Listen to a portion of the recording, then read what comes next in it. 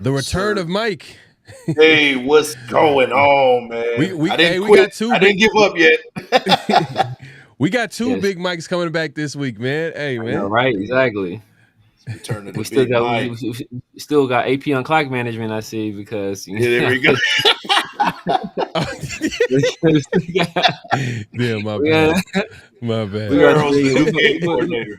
We about to bring in Norv Turner to help with the. Nah, for real. I need a few assistants for sure. I'm working on that. I'm working on that for sure. Man. But shout out to Russell Wilson, man. Man, exactly right. Man, shout out to Russell Wilson. It's crazy. A different environment, different team could really like just make a player look completely different. Yeah, man. You know. Shout out to Michael Penix Jr. too, man. Yeah, facts. Hey, we might be seeing him play soon. Yes, sir. Yep. Hey, man. Well, hey, man. Look, hey, don't forget to clock in, like the thumbs, man. Like, comment, subscribe, hit that notification bell. Here we go.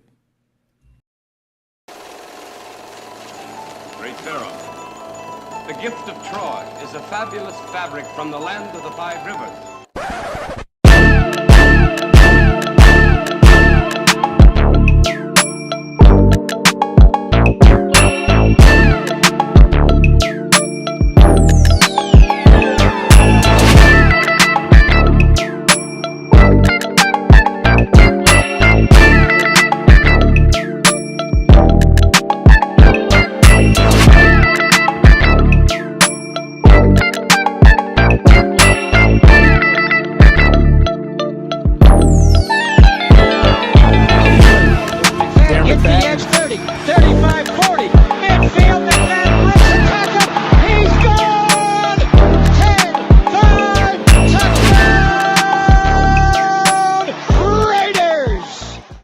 Years ago, when we came to Los Angeles, I really believed that the greatness of the Raiders would be in its future.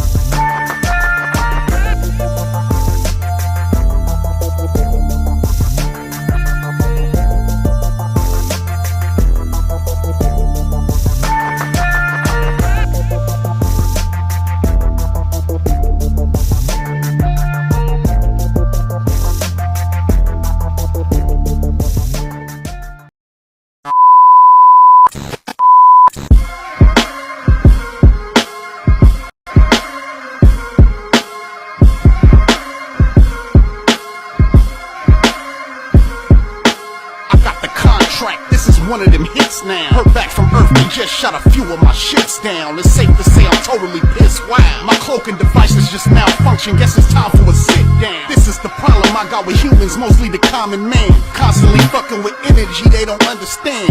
Always thinking they got the upper hand. The G-forces for my maneuvers can snap your spine like a rubber band. I shouldn't waste my time, they ain't half as nice. Put a Red Bull in your coffin so your ghost can have wings in the afterlife. Let's rock and roll like a belly dancer's rhinestone. It was my idea to shake the pineal gland like a pine cone. My thoughts create hurricanes, tornadoes, and cyclones. A punch for me is like an avalanche of granite and limestone. You live here, but now this is my home. I neuralize both your retinas, you wake up staring at the screen of your iPhone. Confused by the light plus the high tone. And now we connected from the microchip I placed next to your thigh bone. It's hard to understand cause you're mind blown, but I gotta cut communication. Your government just scrambled they spy drones. That voice speaking Sumerian, the oldest language in human history. I can't explain it. What's going on? We back.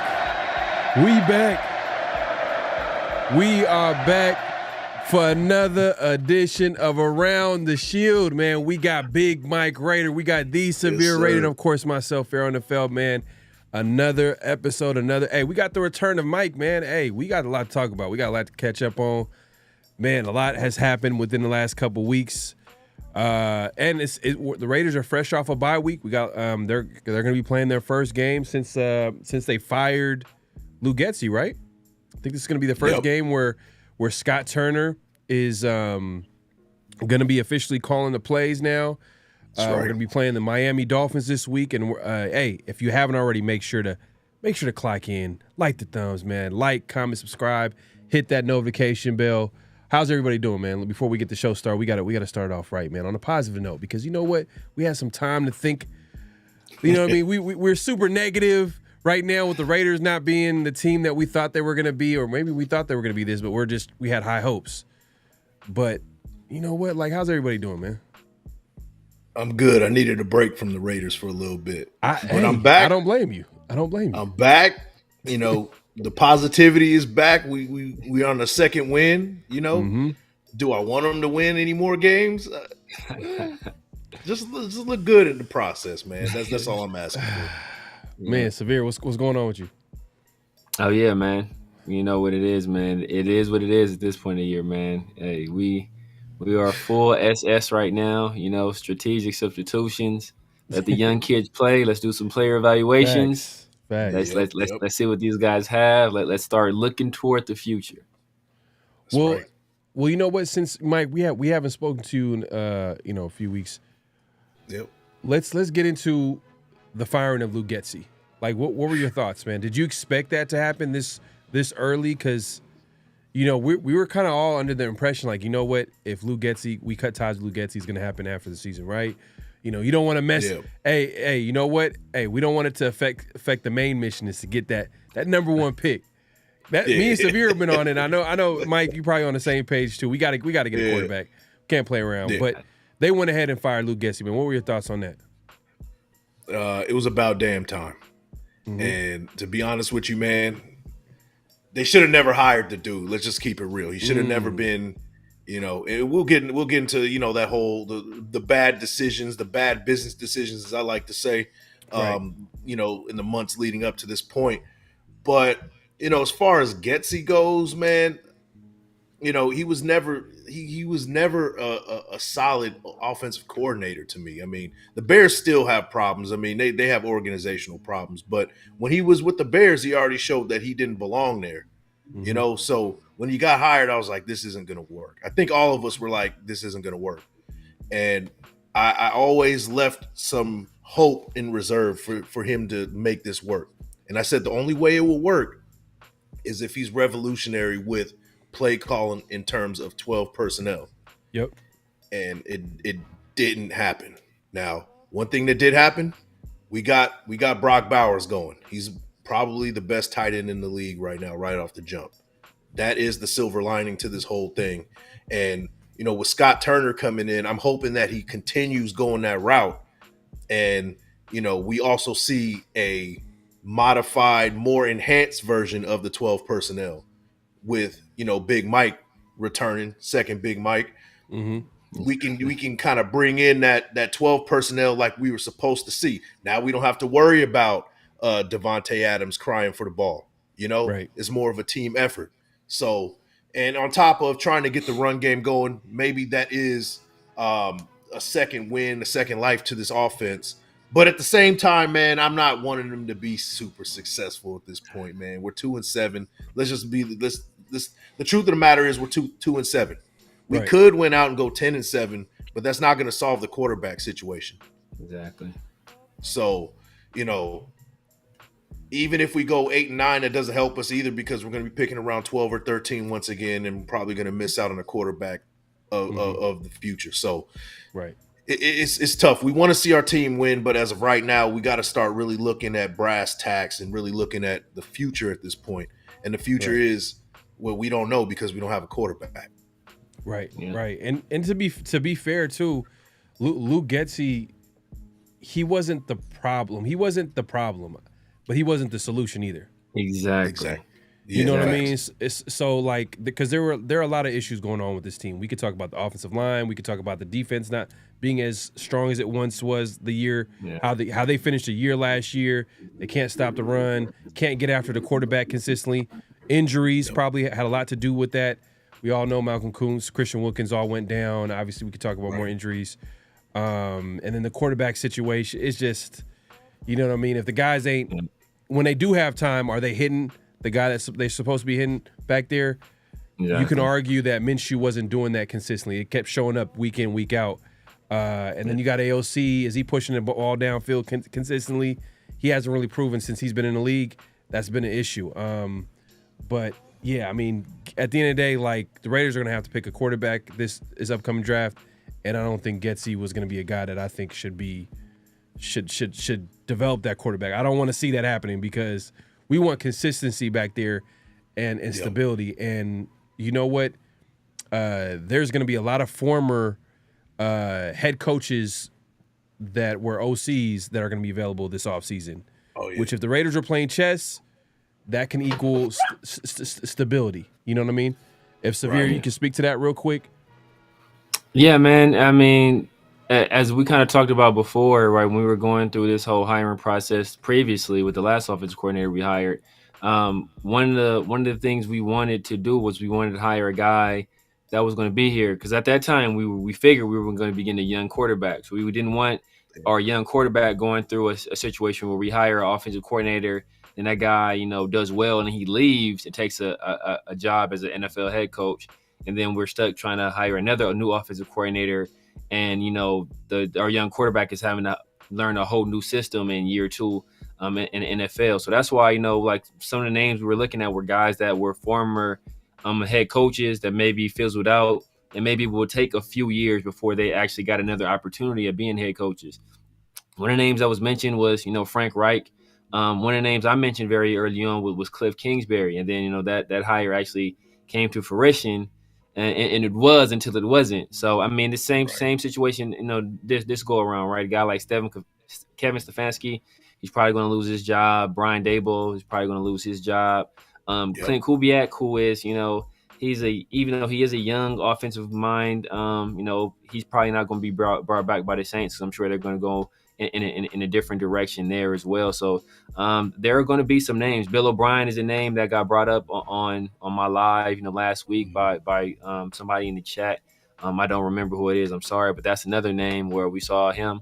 He had success as a quarterback's coach, and he had some success as an offensive coordinator. And then he had some success as a head coach, and he was the last guy that was able to kind of get the best out of Deshaun Watson. So there are plenty of names out there, plenty of different directions we can go. We just have to make sure that the process we take this time is a lot more diligent, a lot more detailed than the process we took last time, especially when we settled on Luke Getsy. You muted, bro. You're on mute, bro. I was saying I hope so too, and we'll get into that Luke Getsy hiring in depth later on because there was like a recent report about how that went down. But before we get into that, man, there's a game this week. The Raiders are coming off a bye. They're playing the Miami Dolphins. The Dolphins, they've dealt with their share of injuries as well, especially at the quarterback situation. We all know Tua dealt with his injuries, and also they have injuries on the football team. Mike, are you expecting this game? Like, can the Raiders win this game? Is this a winnable game for the Raiders, or do you feel like is it not a good matchup because the Raiders are going to the other side of that coast, East Coast? Yeah. They are coming off a bye, so it's like they're coming off a bye, but at the same time it's a time difference. Raiders have to adjust to that, and historically speaking, they haven't really played well on the East Coast. So, I mean, do you think this is a game where they can win coming off a bye? Well, I'm kind of thinking just right off the jump that the press conference with Antonio Pierce, he brought a lot of energy. Seemed like the bye did him well, right? Mm-hmm. And it seemed like almost like, I guess the theme of the show is a second win. I think we're all kind of having that second win after the bye. And I think that AP has something to play for still. He's being evaluated in real time right now. Now, as far as the game goes, I mean, the last time they were in the East Coast, they won. That's the crazy part. They won. Yeah. So, we could say that is historically a problem, but it seems like this team kind of responds to when the odds are stacked against them. Now, you can even go back to when they played the Chiefs. They should have won that game. There was a couple plays here and there that, got away from them. And, we look back and be like, yeah, they had a good shot to beat the Chiefs. Now, as far as this game goes, I think the Dolphins just got too much offensively going on. I think that it's a handful to try to deal with. Achan and Mostert in the backfield on top of those receivers with Tyreek Hill, who's historically torched us. Doesn't matter whether it's the Chiefs or the Dolphins, he torches us. And Jalen Waddle too. It's going to be a big test for these DBs. Jacorian Bennett has answered the call all season, so I'll give him that. He's answered the call, but this is his biggest test. And do you put him on? Tyreek Hill, or do you put him on Waddle? Either way, somebody else is going to get torched. Now, I'm still kind of iffy about Jack Jones on the other side. I know he played his best game last time we saw him, got a pick 6, but I'm still iffy on Jack Jones as far as coverage. He's a little bit erratic for me, and I think just that passing game, especially if Tua is kind of on the up and up and getting into his stride, is what we saw last year. This offense can be real dangerous. Now, it's going to be on the defense to answer the call. Now, the offense has to kind of, if that is the case, they're going to have to show up besides those scripted plays. So I guess the key to this is, what is the offense going to do after those scripted plays? We've seen it all season. They look like a playoff team that those first 15 plays, and then as soon as the game progresses, they just act like they don't know how to play football anymore. So spotlight is once again on the offense. We've been saying this all season. Spotlight's on the offense. The defense is going to have a hard time stopping the Dolphins as far as offense goes. And, we're going to have to rely on the offense just a little bit. So it is a tough matchup. I mean, if I had to give a score prediction, I don't see the Raiders faring out very well in this one, to be honest with you. Yeah, I hear you. I mean, like last year, the Raiders did play the Dolphins in Miami, and that was a winnable game for Miami. I thought the Raiders they let that game slip away. They could have had a good chance of winning that game last year, but this is a different team from last year. Defense was different. Defense was playing hard, playing tough. I'm not sure. We'll see how they respond after a bye week. It seemed like, and that's another thing that we didn't touch on too, because they had a players meeting last week. Right. Mm-hmm. What did you think? I mean, Severe, I don't know if you want to chime in on this as well. Like that, I know we talked about it in the 50-50 show, but that players meeting, a lot of people were talking about like, oh, they're having more. They're having a lot more player meetings more than they have wins, and yada yada yada. Yeah. People just joking on social media. You know what I mean? But what did you think? What did you think of that, Mike? And then Severe, if you could chime in on after that. Yeah, I mean, I'm kind of along the same lines as everybody else. Like, okay, these team meetings, that's all good and everything, but When they have a last team meeting was like week 2 or 3 or something like that, and we were like, that is a big concern if you're having these type of meetings early on in the season, and for them to kind of like, I get a communication has to happen, certain level of communication has to happen, but it's just showing once again that there's big problems within. Now, did the big problem leave the building? I don't know. It remains to be seen. Maybe the offense turns things around. And we did see, like I said, that press conference with Antonio Pierce on Wednesday. He seemed to bring a level of energy that we saw at the beginning of the season with him. He kind of brought that back, and I don't know if that's, because of the meeting or if it was, you're just fresh off the bye, so you're a little bit fresh, you recharge and things like that. But the level of energy he brought to that press conference seemed like, they're starting from scratch and this is a new season for him.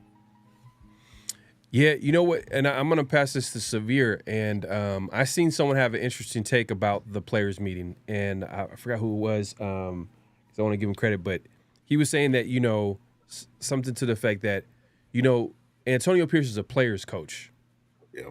And his thing is empowering the players and open communication. And, like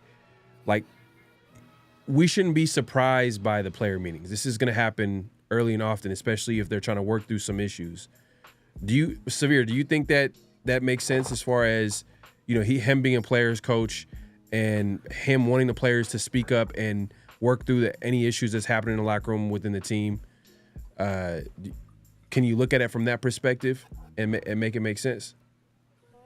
I think the first thing is that there were massive changes on the team, right? Like, you can't just fire 80% of your offensive staff and then not address the team as a whole about that. Like that. So that's right. So first off, that. So that's something that I felt at that point you have to do that.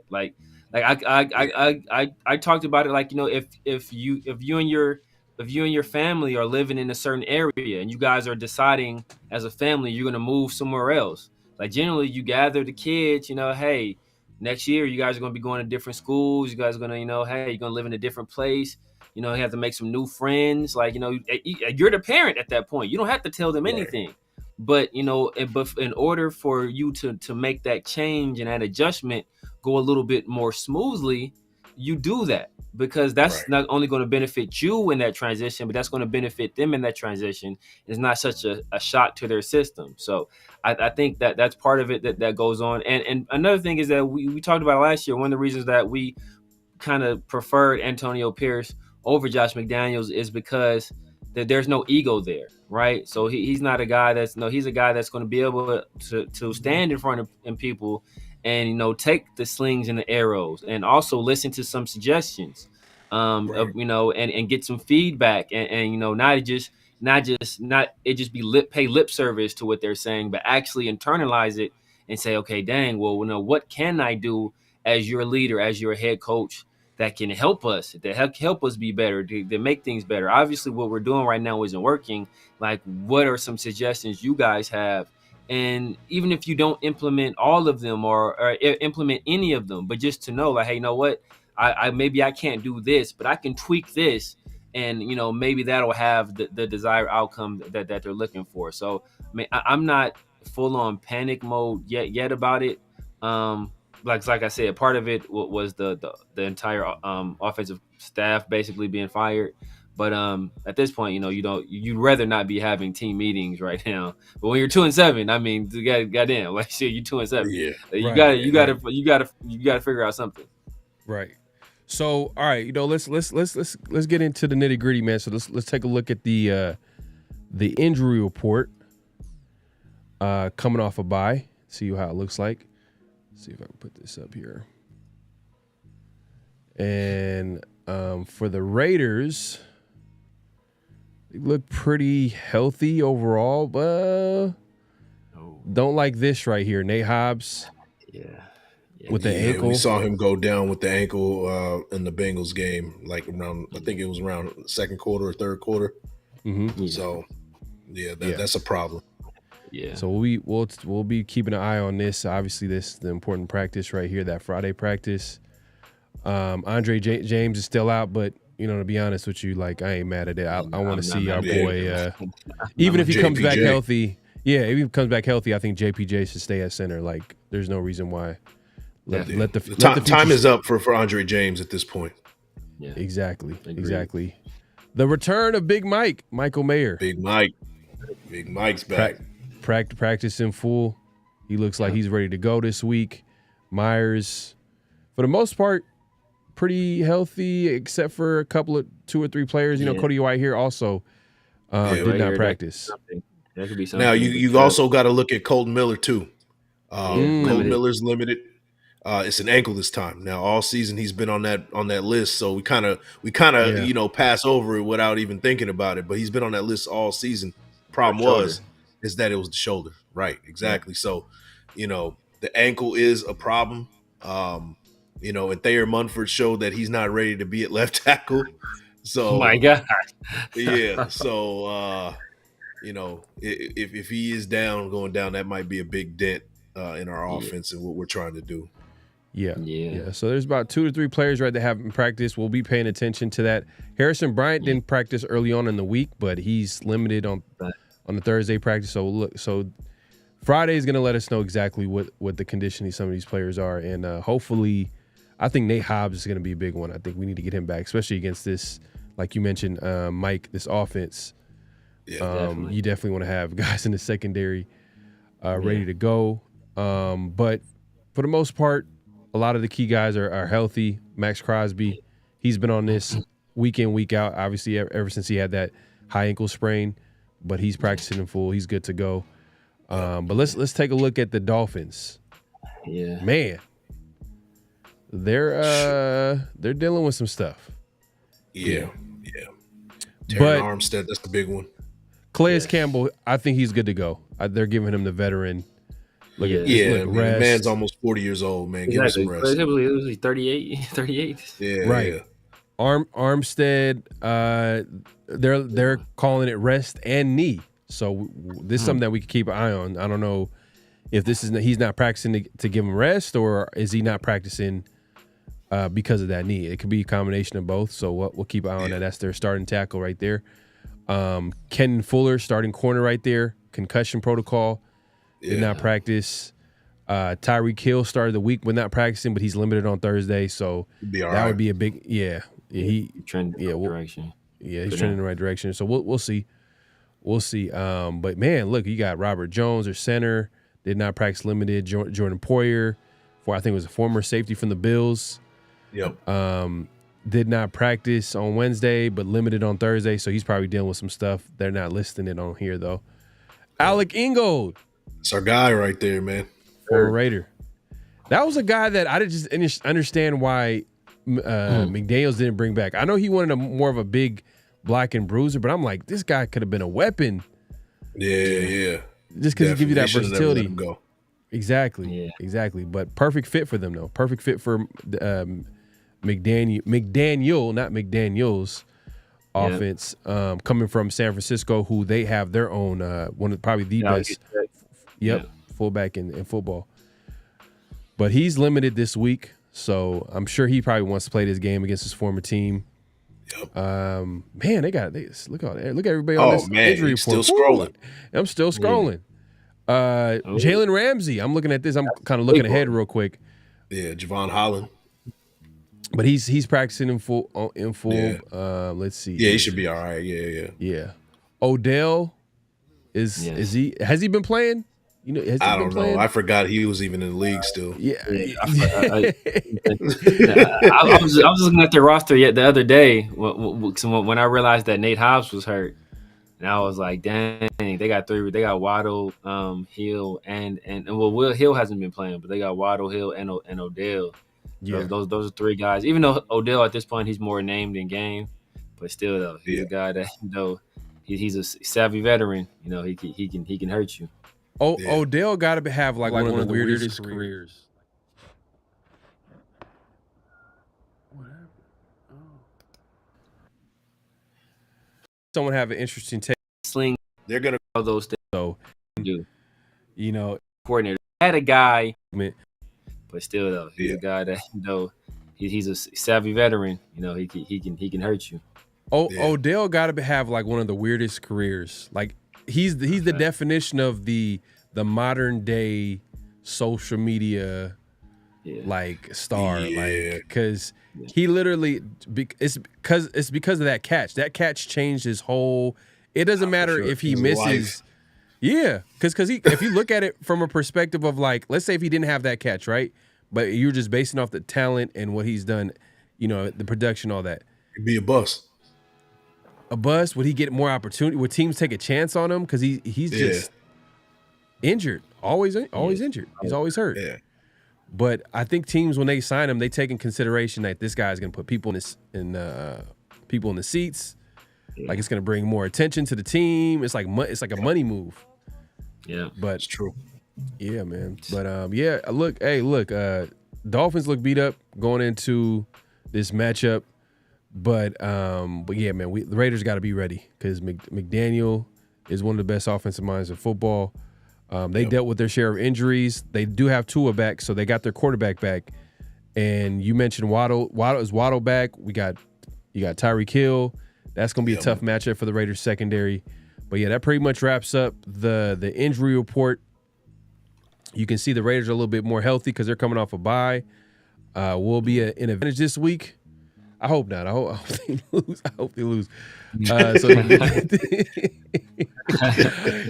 It's crazy because I know y'all about to kill me in the chat, but I don't care. I don't care. Y'all can kill me in the chat. Like it is what it is at this point, bro. I'm playing chess. I'll take all the heat right now. I'm playing chess. I'm meaning that I have no control of the team, what they do, but I'm just you know, like trying to like visualize and hope that the Raiders draft their quarterback of the future, and that doesn't happen unless they have, you know, a top draft pick. And just to give a real quick view of this, let me go ahead and take this.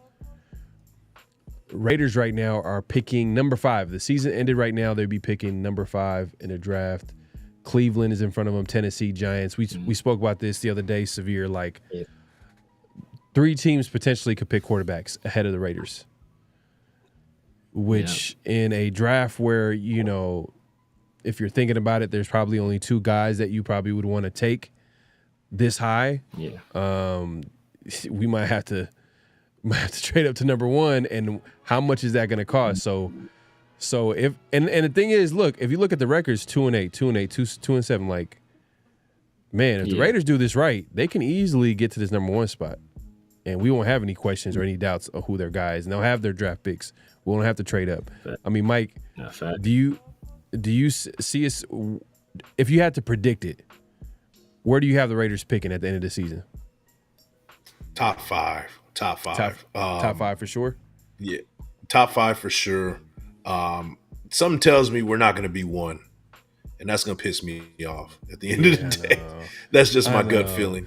Antonio Pierce is going to have him. He's going to try to get. Yeah, I know. Yeah, we'll end up beating the Jaguars or something and like just mess up our chances. But you know, here's the truth of the matter, right? We messed around and beat Miami this week. We're at 3-6. I mean, 7, and now we're looking at, you know, we're 10 or 11. So that's where we're at if we win this game. So is that in our best interest for the future? Definitely not. But if Antonio Pierce wants to keep his job, which I think he wants to do, he's gonna have to win.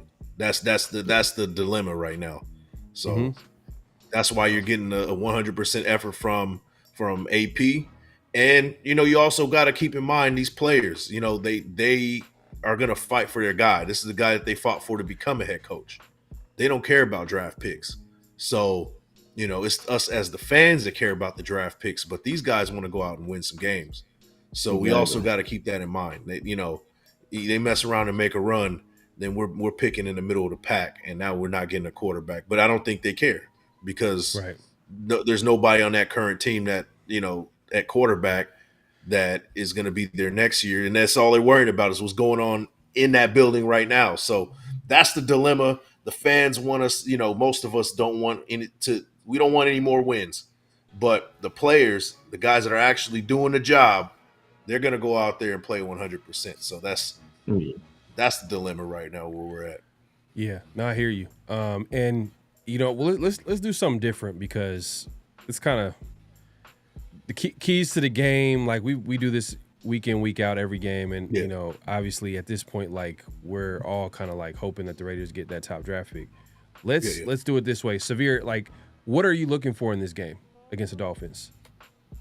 Like, what are you trying to see? Like, if you can give us a couple things, one or two things. So the main thing I want to see, I want to see how that 12 personnel looks with Mike, the other Big Mike, the less melanated Big Mike, and Brock Bowers. I want to see how that looks. I want to see progression from Jackson Powers Johnson.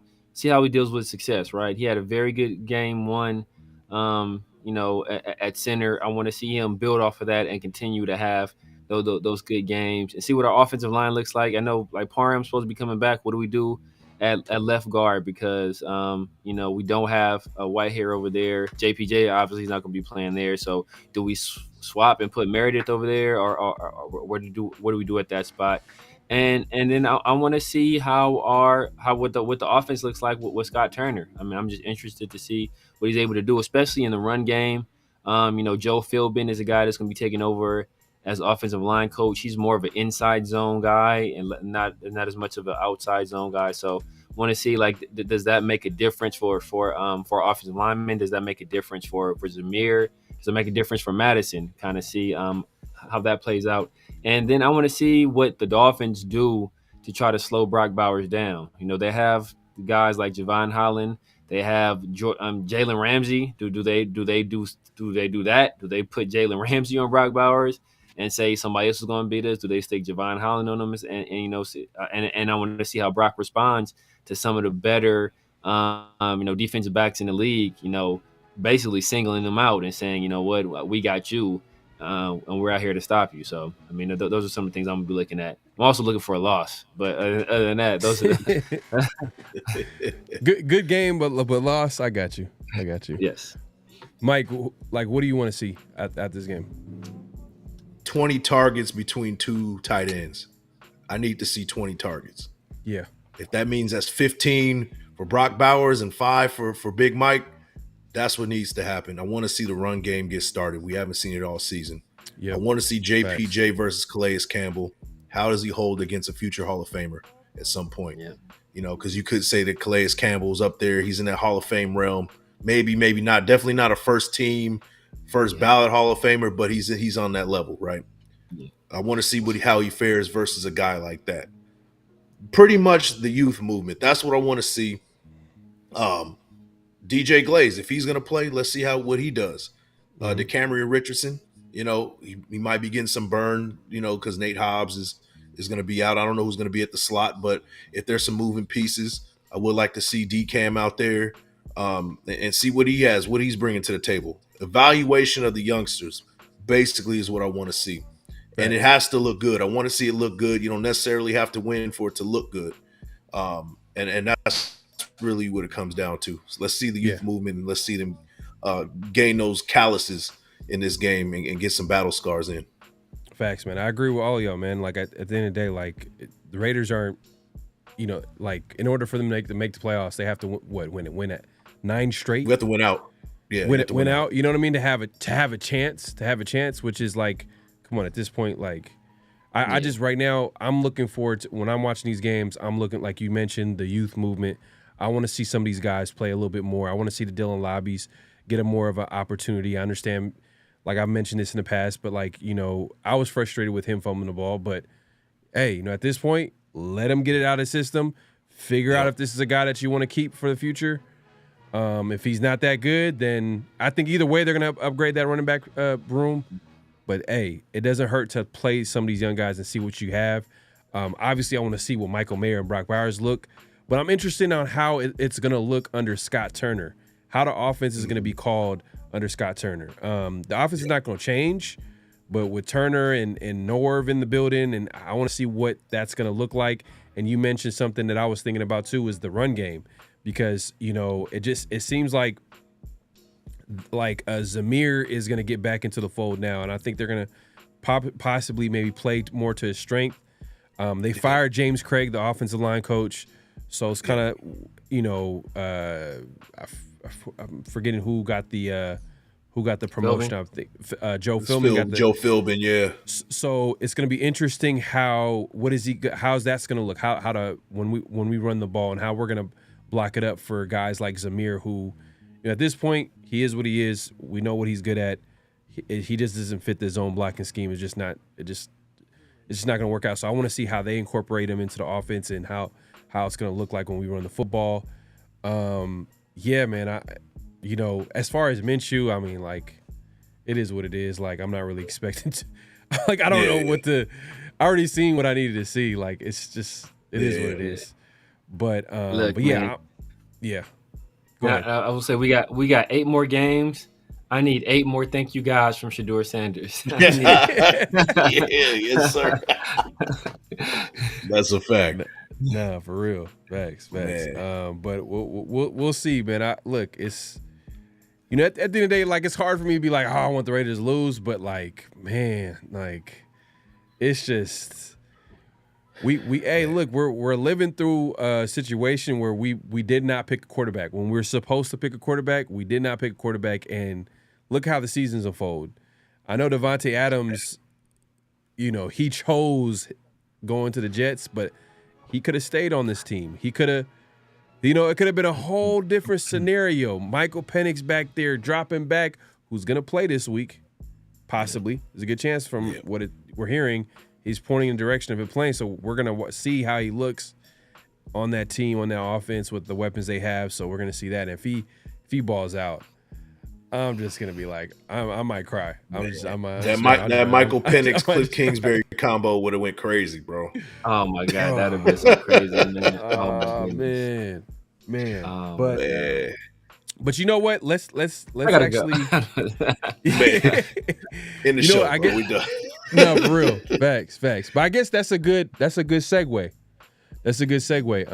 You mentioned Cliff Kingsbury. And let's just move it along, man. Make sure to clock in, hit that like button, hit that subscribe button, hit that notification bell. We appreciate everybody coming through. Like the thumbs, man. We appreciate the support, man. Can't do it without y'all.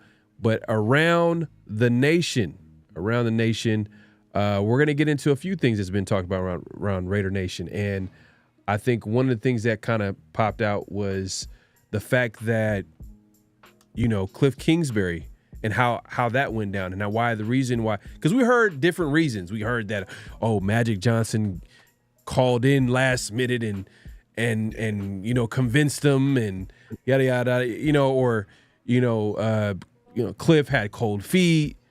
We heard numerous things, but Albert Breer pretty much brought it up in a recent piece that he wrote, and he pretty much stated that the Raiders, the reason why how the situation went down the way it did, and the Raiders had to go with Getsy instead of Cliff, because if you guys remember, it was all but a done deal pretty much. Like Cliff, like if you look all around SportsCenter, ESPN, all these major media outlets, even from the beat writers, they're all like, oh, it's official. Cliff Kingsbury is going to be the new offensive coordinator for the Raiders.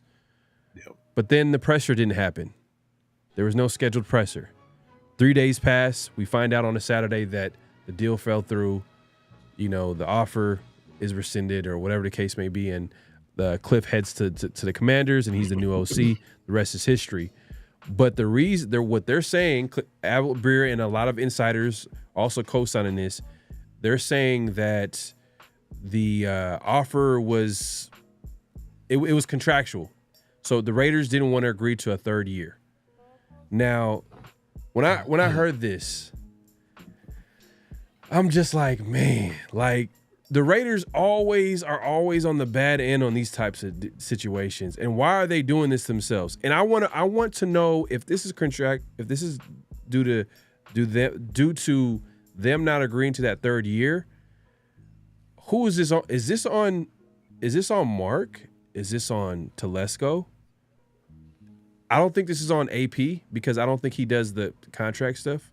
I think he just, hey, this is the guy that I want, and then whoever is negotiating the contract, that's where who do you think this is on, Severe? So If I true, think if true.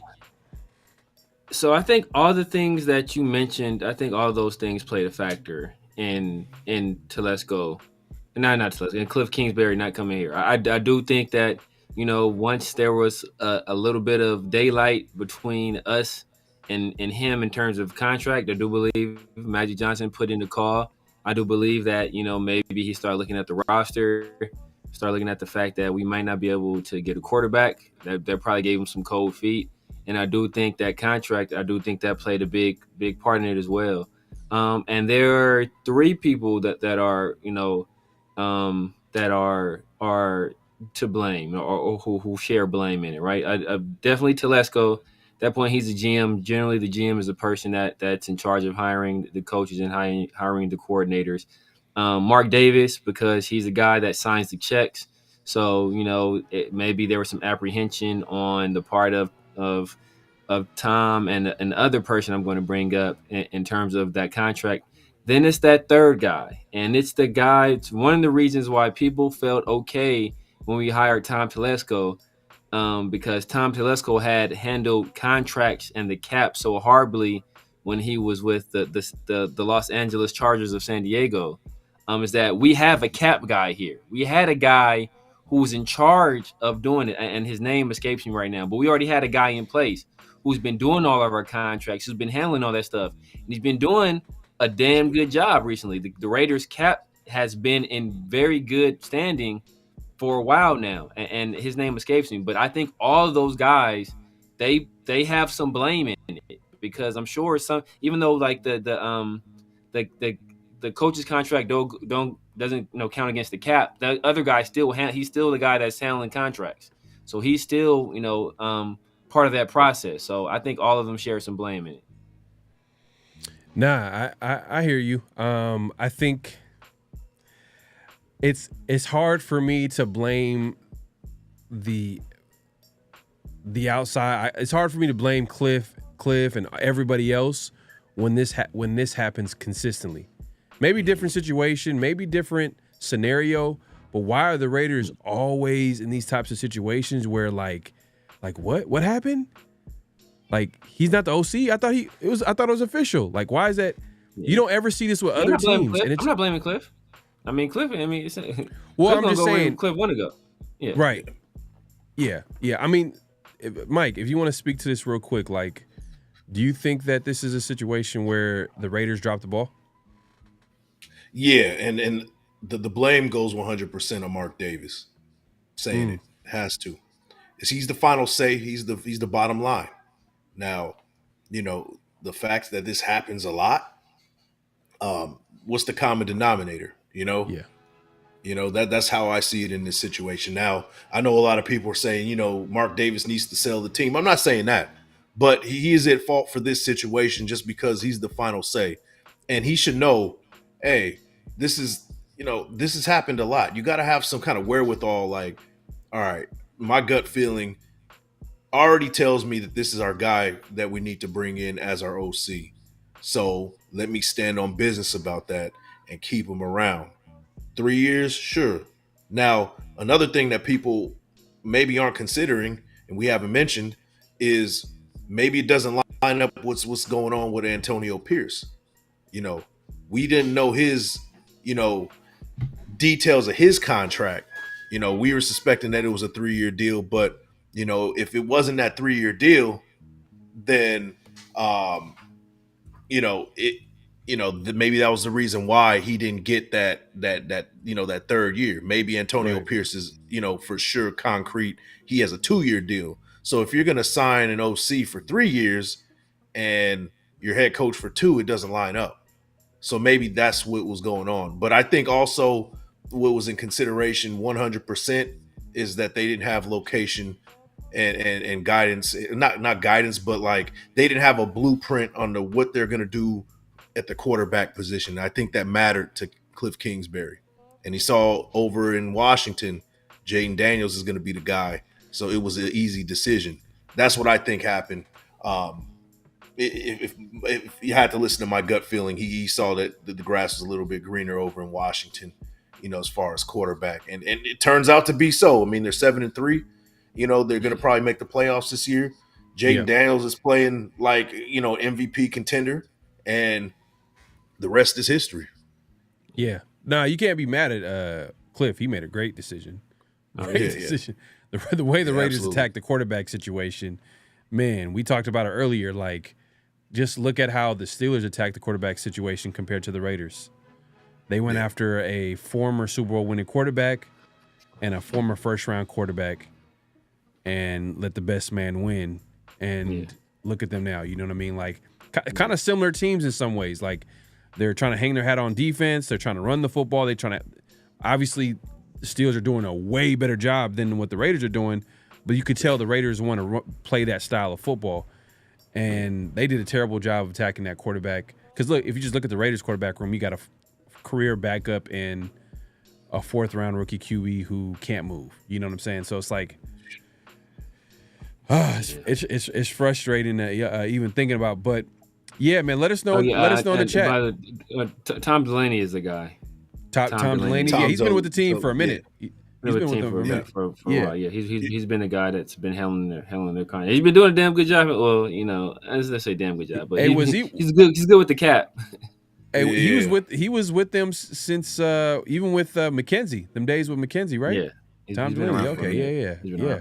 Well, hey, you know what? And another thing we also got to mention, man, is that does also matter. Like you said, we set this off air.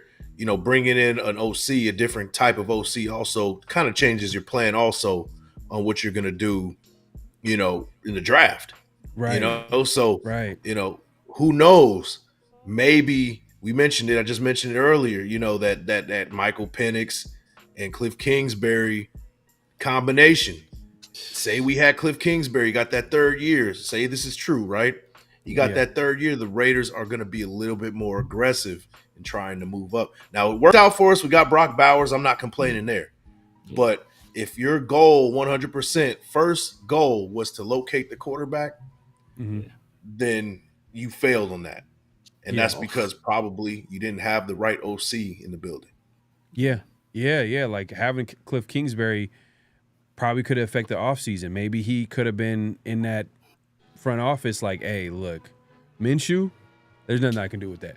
We need to get someone else with a little bit more talent that fits my offense and what I like to do, and I don't think Minshew does that. So if Minshew's the guy that we have to depend on to win football games in this offense, he's not going to be the guy. Maybe the Raiders target a different quarterback in free agency. Maybe it's Russell Wilson. Maybe it's somebody else. Who knows? Maybe they end up. It's hard. It's hard to say that. But I don't agree with that because why? Because who did Gardner Minshew have his most success in college playing for? Mike Leach. Who was Cliff Kingsbury an offensive coordinator for? Mike Leach. What system is that? The air raid system. What system did he run at Texas Tech and in Washington State? The air raid system. So if anything, you could speculate that Gardner Minshew was targeted initially because of Cliff Kingsbury, and then that fell through, and then they probably didn't have no other fallback plan after that. Like, okay, well, damn. I didn't think of that. So what you're saying, Severe, is that Cliff would have been fired, not Luke Getsy at this time. No. I think Mitch. I think he might have been able to make it work. I think if he would have implemented the air raid system, I think he might have been able to have more success. I think the air raid system might have been better. Hey, it's crazy how like two different scenarios. The big difference is the Commanders have a quarterback. You know what I mean? Exactly. Like when you don't have a quarterback, everything looks bad. Like it looks. Yeah. It makes it wouldn't even look. I wouldn't say as bad, but everything seems harder. You know what I mean? Just because everything has to work. You got to have great defense. You got to be able to run the ball. You got to be able to call the game right. It's just so many things have to go right where the quarterback can come in and probably hide some weaknesses on the team. But because I know Mike, you mentioned during the offseason, I remember you were like there's a way of winning football games without a quarterback. The problem is with this team, they're not that team.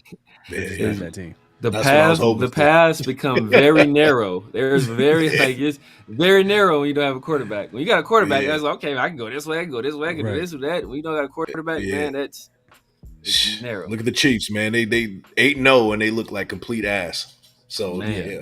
exactly, Yeah. man. So Well, let's stick into around the nation. John Gruden is in the news. He signed a multi-year deal with Barstool Sports, so he's finding a way to stay relevant and being in front of people.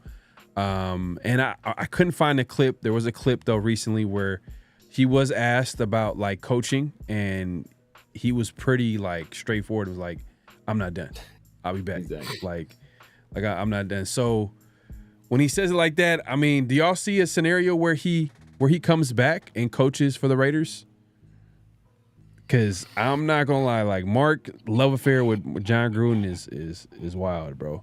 I could see him doing it because he paid all that money to give him a 10-year contract, and it's not like Mark fired him.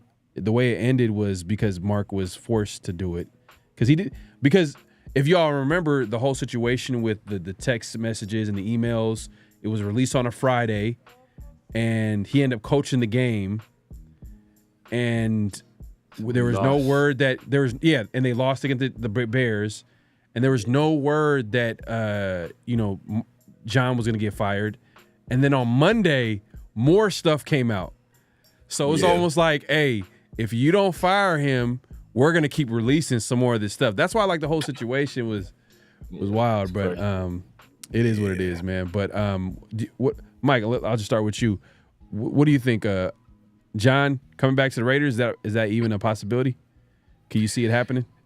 Look, man, we love our chat, man. We love the people that listen to us. You guys are some of the smartest Raider fans and most diehard Raider fans. But there is a small group out there that just keep on wanting to bring back old relics. We already did it with Norv Turner. Like, how much more do we got to keep doing this, man?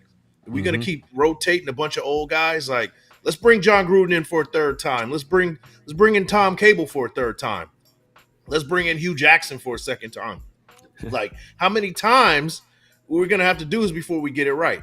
Right. That is a big fat no with John Gruden. We've seen it twice. It didn't work out.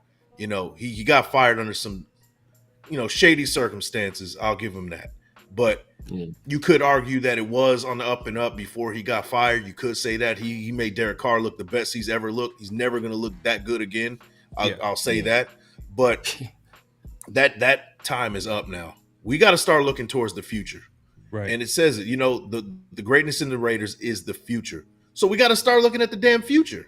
Right. Let's start doing it. Right. So stop trying to bring in these old relics, just because we had just a little speck of success, 2 years ago, 3 years ago. We need to stop doing that, man. That is over. We need to start fresh. We need some new guys in here, some new blood, and start making new traditions. No to John Gruden, man. Facts. 100%. I agree, man. Severe, man. Where you at with it? Yeah, I'm the same way, man.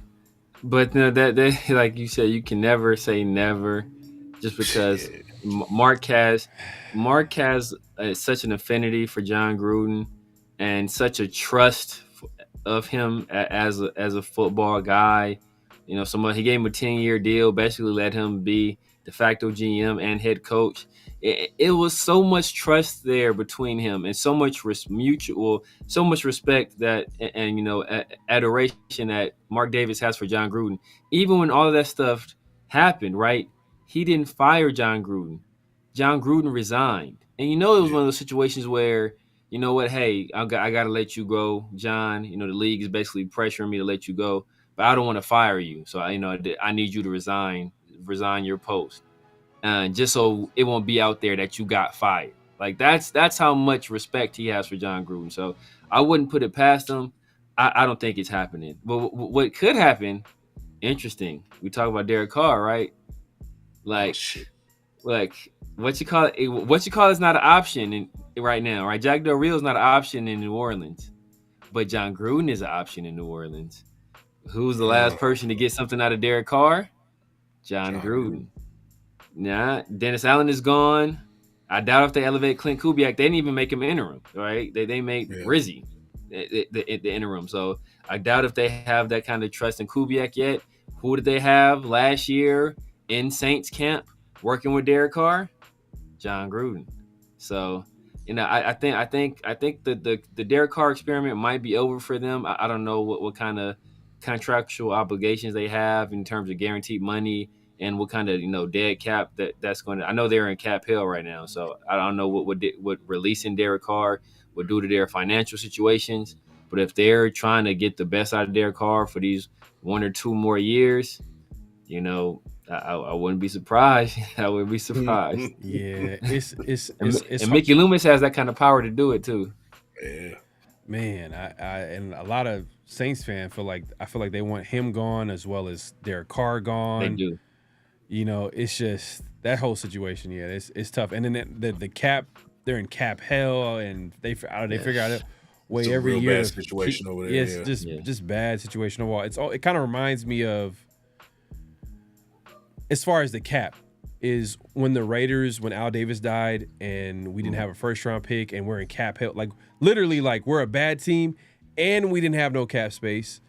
And so we couldn't even be aggressive in free agency.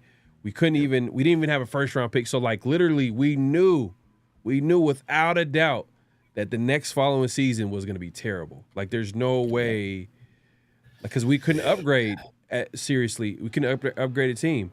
But yeah, John Gruden go to the Saints.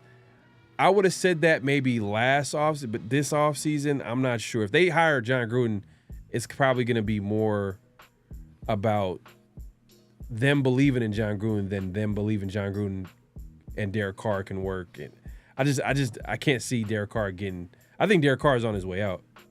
Yeah. To be honest with you, the only reason that they wouldn't be is because I don't know what that does to their cap in terms of dead cap hit. They may need to keep him, and they may need to ask them to like restructure just for the cap implications. So and like you said, that it is a lot like that Raiders team. I think that was the Tony Bergstrom draft. We took Tony Bergstrom in the 3rd round. That was like the first pick of the Reggie McKenzie era. Was guard Tony Bergstrom. So man, those are those like I said, like y'all think it's bad now. Oh, y'all Raider fans ain't seen it yet. Y'all have not seen bad. Y'all haven't. We didn't have a Max Crosby back then. We didn't have a Nate Hobbs. We didn't have a Brock Bowers, right? That post Super Bowl appearance, post Super Bowl in San Diego against the Tampa Bay appearance. After that, it was downhill for the next I don't know how many seasons. And when I 04 to 09 was the worst, bro. But that's how bad it is. It's not like we're making playoff appearances after that stretch. It was just so bad. Like you said, 04 to 09. Until we got Jason Campbell and Hugh Jackson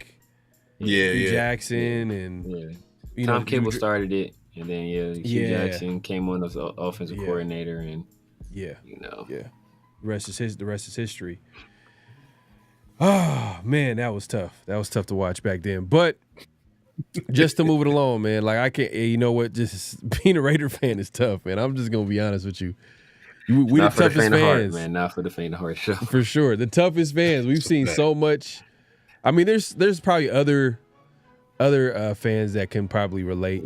Jets fans. I give it to them. Raider East. I'll call them Raider East. Yeah. Raider East. Bears fans. But you know what the difference is between the Browns. It's the Browns fans have to. Browns fans. I give it to them hands down because they watched the Browns leave and then win the Super Bowl as another franchise. Yeah. Oh man. But you know what the difference is between us and most of these teams that are constantly in the basement. It's we were once a team that was the elite. We were highly regarded. At some point, of the decade. We have a history that's highly regarded, and now we look at that and then we turn around and look at what's been going on for the last 20 years. That's such a drop off, man. Yeah. There are Raider fans who are 50, 60 years old that remember us winning Super Bowls. Yeah. Yeah. So there's not any other team that's really like that right now. The Lions have been historically bad for a long time. Yeah. Their better days are now. Exactly. The Browns historically been bad. They're used to it at this point. Yeah, they saw their team leave, and but they've been bad for a long time. They had a run in the 80s for a little bit, but that was about it. Right. So Yeah. With us, we saw the top of the mountaintop, and then we, now we're where we are now for the last 20 years. So it's hard. It's hard for us. No, you're right, man. I think the Raiders' greatest edge back in the day was Al Davis. Having an owner that knew the game like that and could he was just ahead of the game, and how obviously the Raiders, their prime was probably 60s, 70s, 80s, right? But what happened was, when you have an owner with that much power and that was so involved with the team, where was the structure? You know what I mean? Yeah. And as time went on, as he got older, and then obviously he passed away, it was just like, oh, what do we do now? That's what I'll give like Mark credit, like, because it's like he basically had to build everything from the ground up. He had to replace certain like things within the building that were like, what? They're still doing this? You know what I mean? They're still doing type. Al Davis, what is that? Al Davis was signing checks. He was signing checks. He was signing checks like, you know what I mean? Like, they set up direct deposit like as soon as That was revolutionary, bro. That's crazy, right? Imagine that, man. So like, I know you, and I give Mark Davis a lot of, and it's tough, man. It's tough. He's not absolved of some of the blame in here. But it is difficult in this climate, man, especially in this, because like he's coming into a climate where the league does not like the Raiders. No, there's certain owners that respected Al Davis, but also a lot of owners that hated Al Davis just because he was a malcontent and he did go against the grain. He was a renegade and he didn't make things easy for the other owners or for the league.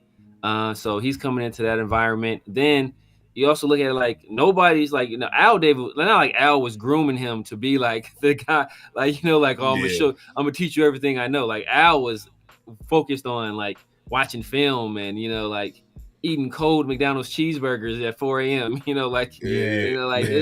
wasn't grooming Mark to take over the franchise. So when Mark got it, it's just like, ain't no manual to do this. It's no like, no playbook for this. You kind of got to learn on the fly. And he's made he's made a share of his mistakes. He's made more than a share of mistakes. But one thing I would say is that, it's always an effort of trying to advance the Raiders and make the Raiders the best possible franchise they can be. And so at least we have that aspect where I believe his heart is in the right place. I think he always believes he's doing what's best for the team. He just needs to find the person. He needs to identify the person that can do that and let them run it. And maybe he thinks that's Tom Brady. Maybe that's why he wanted Tom Brady so much. And that's the only thing I could think of. Like, why would you do all of this to bring Tom Brady into your organization unless it was to basically say, like, you're not the president of football operations, but essentially you're the shadow president of football operations. You know what I would really respect if Mark went out and hired a president of football operations, someone that supersedes a GM and coach, like someone so the coach's boss is the GM, the GM's boss is the president of football operations, and obviously the president of football operations has to report to Mark and Tom Brady. You know what I mean? That's Tom Brady come in and I would like that dynamic. Now you have like a hierarchy. Yeah. But maybe that's what he did already. But maybe that's what because you think about it like this: who was involved in all of these situations? Who was involved in hiring AP? Who was involved in hiring Tom Telesco? Who was there? Richard Seymour. Who came in at the same time as owner, even though it was to a much smaller degree? Who came in the same time as an owner along with Tom Brady? Richard Seymour. I'm sure Richard Seymour was the eyes and the ears and the mouthpiece, pause if necessary, for Tom Brady in these interviews, right? Like, I'm sure he was the one. Like, if Richard Seymour was saying something, it probably came from Tom Brady. And, so he was, even though at that point, Tom Brady couldn't have really any real influence on it, especially since he was still going through that process of trying to buy part of the team. I'm sure everything he was doing, anything that, especially if it involved the Raiders, it was going to be scrutinized to the umpteenth degree. So what do? You send in your boy. He's getting involved with it. That way there's that level of separation where you can't say I'm involved, but he's involved. So You know, and all of this was happening while the whole league was trying to figure out whether Tom Brady was going to be approved after Mark Davis had already sold him a portion of the team at an extreme discount. Why does he do that? Why does he do that? Because he wants Tom Brady in the building. Why do you want Tom Brady in the building if it's not to have him have some kind of influence on this team? So I believe, and we heard it, because you think about it. He said he wanted to hire a president of football operations. He said that was what he wanted to do. Right around that same time, what did he do? He sold the team to Tom Brady at an extreme discount. That I don't think that's coincidental. That's not coincidental. So I think there's a situation where that's what he wants. He wants Tom Brady to play that role, but he, you know, like, I don't think he's going to hire somebody officially in that capacity. But I think that's essentially what Tom Brady's going to be doing. Nah, hey, I hope Tom Brady is the next whoever. I hope he's the guy that we will be able to get the Raiders back on the map. But the thing is that, like, what I like about structure and having an official position, there's a level of accountability. You know what I mean? I just feel like, you know, we won't know really if Tom Brady was the guy to. Well, we might hear reports or rumors because he's the minority owner. Like, there's nothing to really connect him and say that, oh, that was a Tom Brady call right there. Yeah.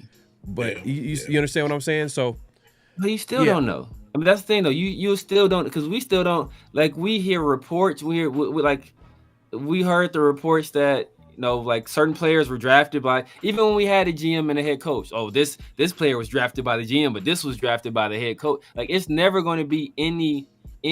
It's always going to be an opaque process. We're never going to have any true insight in it outside of rumblings and reports, and this was being said in the whispers. And that would be the same thing with Tom Brady. We'll still hear those same whispers. Know who will have accountability at the end of the day?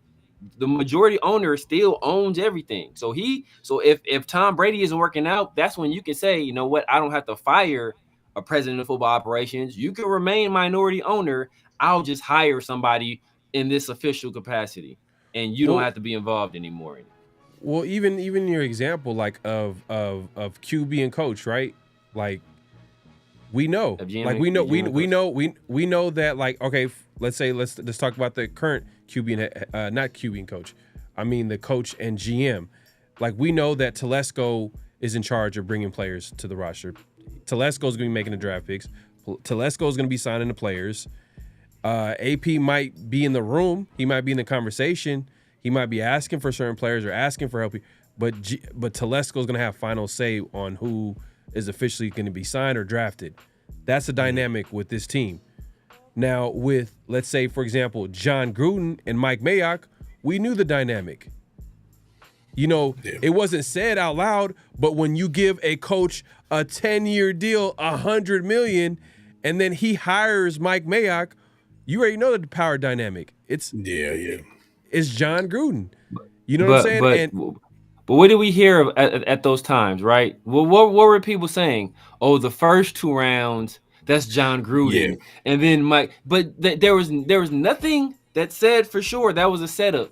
That was all speculation, because people project onto what the person, whether they like the person or dislike the person, they project whatever negatives or positives come from those people. So people thought, hey, Mike Mayock, he's a smart football guy. John Gruden, he's a overzealous coach that wants to be too involved. So he's taking over the first 2 rounds. And these good picks, this Arden Key and this Maurice Hurst, that's not John Gruden. That was Reggie McKenzie. Or this Nate Hobbs and this Max Crosby, that's not John Gruden. That has to be Mike Mayock. So, you know, that's what they do. And they're going to do the same thing now. I mean, you know, they're going to do the same thing now.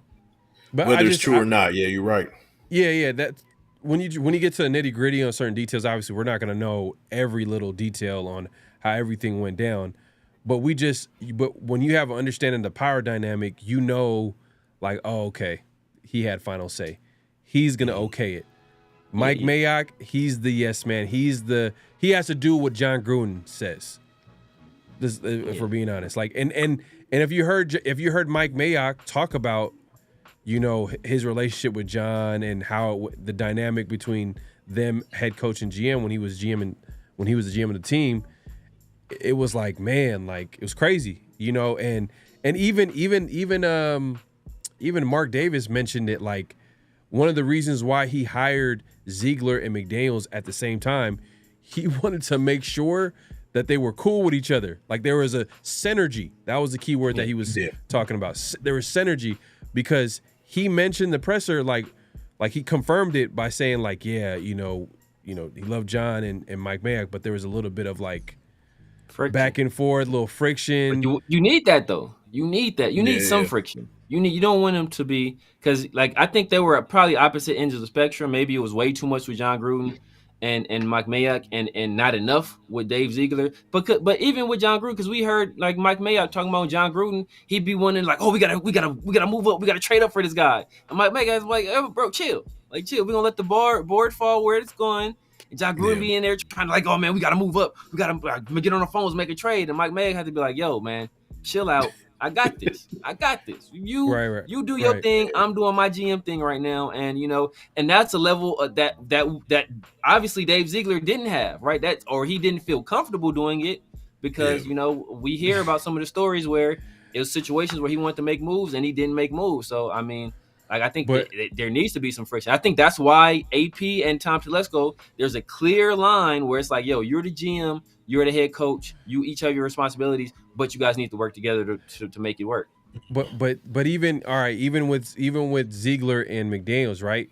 The dynamic between them was McDaniels was who Mark Davis wanted, and Dave Ziegler was just like, okay, you get along with him, okay, we're gonna bring Dave Ziegler because you mentioned in the past, you said like the Colts assistant GM was a guy that Mark like, and I was kind of leaning towards like, hey, I like Ed Dodds, I like that the Raider connection that he has, I like his background, and obviously he came from the part of the scouting for the Legion of Boom with the Seattle Seahawks and the Colts, and obviously they, what they do. But that being said, hey, look, we can talk about this left and right. We've been talking this. Hey, since you've been gone, Mike, this has been the conversation. Like Mark. We looking for answers, bro. That's really what it is, man. No, facts. But there's another conversation happening. Obviously we're looking for a quarterback. We're looking for a quarterback in this upcoming draft. That's like, to no surprise. And one of those quarterbacks is Shedeur Sanders. Yep. And Shedeur, man, I feel like he's trying his hardest to just – I think he's trying to speak it into existence. Yeah. He got some shoes. The other day there was a clip of him with some shoes. It was like black and gray, you know what I mean? And he just says, shout out Raiders. Yeah. And then every game that the Raiders lose, he says, thank you, God, something to that effect there. Yeah. He said it last Sunday, but a lot of the teams that were ahead of the Raiders in the tankathon, we're looking at the records, they lost. So people were connecting the dots there. Maybe they're doing too much there. But that being said, there's a rumor out here in the social media streets that say that Deion Sanders and Shedeur are a package deal for an NFL team. Yeah. Mike, can you see that happening? I can see that. Now, if you pay attention to anything that's going on in college football, Deion Sanders' stock is rising, right? His team is 7-2. They're in the college football playoff race. They win out. They might make the playoff and win the Big 12. Deion Sanders as a coach, his stock is rising. But I will say this, as far as Deion Sanders being a coach in the NFL, the only way that I can see that is if it's a package deal and he goes to the Cowboys. Yeah. That's the only way I can see that. I don't see it happening with the Raiders. I think they still got hope in Antonio Pierce. Now, if that is true, a package deal, Deion Sanders is not necessarily making him a head coach. Maybe he's in the building. Maybe he's around, him and Tom Brady hanging out or whatever, grooming his son, who's going to be our quarterback of the future. Now, I will say this. The Deons that are going to be coming out in silver and black, the shoes, bro, it's gonna go hard, bro. I'm getting every Man. pair. I'm getting every pair. I'm gonna tell you that right Definitely. now. The merch that's gonna come out, the Dion stuff that's gonna come out if he comes to the Raiders is gonna hit Yeah. the streets like Oh, crazy, for, bro. for sure. I'm just saying. For But sure. this doesn't necessarily mean that he's going to be a head coach if it is a package deal. Now, the only way I see him being a package deal head coach quarterback, like I said, is with the Cowboys. That's the only way I can see that happening because Jerry Jones is desperate. He's kind of on his twilight. I mean, I hate to say it, of his life. You know, he's got more behind him than he does ahead of him. And the Cowboys are definitely free falling at this point. So I can see him making that kind of move for publicity purposes. So that's the only way I see that. But Shador, if he does become a Raider, that means Deion Sanders as a father, you know, is going to be in the building. And I'm okay with that. I'm okay with it. A lot of people say he's bringing drama, things like that. I don't think that's the case. Deion Sanders wants the best for his son, and there's nothing wrong with that, you know. And shoot, you know, maybe he persuades to bring somebody else. Maybe we make a super splash move, and then we give up some first round picks for the 26th draft, and then we get his favorite receiver Travis Hunter in the building too. So, you know, like. He also said in an interview, I don't know what where it was. I heard in the interview that, hey, he's going to be looking out for his son, but he's also looking out for Travis Hunter as well. So that package deal could be beneficial to us, not necessarily as a head coach, but just a guy in the building to make some things move. I'm all right with it. Yeah, that'd be crazy. I mean, that'd be crazy if he did go to the Cowboys after, you know, Dak got that huge contract extension, and it seems like teams are like they're not caring. They're paying these guys. We see it with the Falcons. They end up giving you know, Kirk Cousins a huge extension, and they still drafted Michael Penix in the first round. So it could possibly happen with the Cowboys. I could see that happening, and there's actually. There's actually a report here, too. Look, it says Cowboys, Deion says, a wild card to be a head coach of Dallas next year. Prime has a close relationship with Jones. This would be such a Jerry Jones move. So, yeah, their coach is on the way out. Me and Severe, we had like a flag on a play this week, and one of the flags on the play was Michael Parson literally like just throwing his coach under the bus. For no regard for human life, like he man, it was crazy. But Deion to the Raiders, I can kind of see it. I can see it happening. I mean, I think Mark would love it. Mark is the type of dude, he wants that type of coach. He wants that high profile coach, and you know. It could, you know, we'll see how the season goes. I think AP should get another year, but just because I think he should doesn't mean that it's going to happen. And I know that Deion and Shador have a relationship with Tom Brady. You know, that's a possible. You know, you could see if you start connecting the dots, you're like, like it could be a possibility that he goes to the Raiders. I mean, Severe, if you want to touch on this real quick, like. Do you feel like this is a possibility? So I'll say, first thing I would say is that anybody that watched that Antonio Pierce presser earlier today, that did not look like the presser of somebody that was worried about getting fired. So facts. So just like I always say, right? Like people be like, oh man, I'm not scared of you. Just because you're not scared don't mean I won't beat your ass. Like that's what I always tell people. Like you ain't gotta be scared to get. So just because you ain't worried about getting fired, don't mean your ass won't get fired all the time. So, but that didn't strike me as somebody that had a conversation with the owner or the GM where there's like, you know, my job security is in trouble. So, and then just in terms of that, like, only way that happens is if the one thing that, you know, people have railed against occurs, and that is if Mark Davis meddles and makes it happen. Because Tom Telesco, under no circumstances will ever in a million years hire somebody like Deion to be the head coach of his team. Not happening.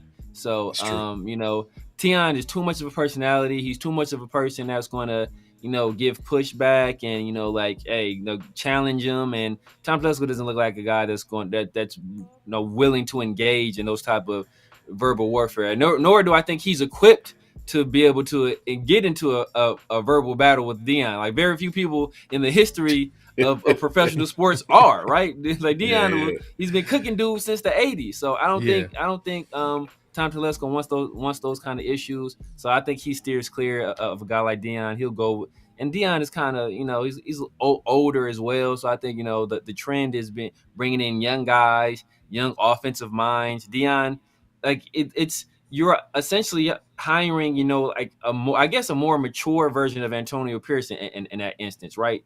Does he know defense? Yeah, he knows defense because he's one of the greatest defensive players of all time. But he's not, like, he's never really been a coordinator. He's been a head coach at the collegiate level, but he still doesn't know offense. So he still have to.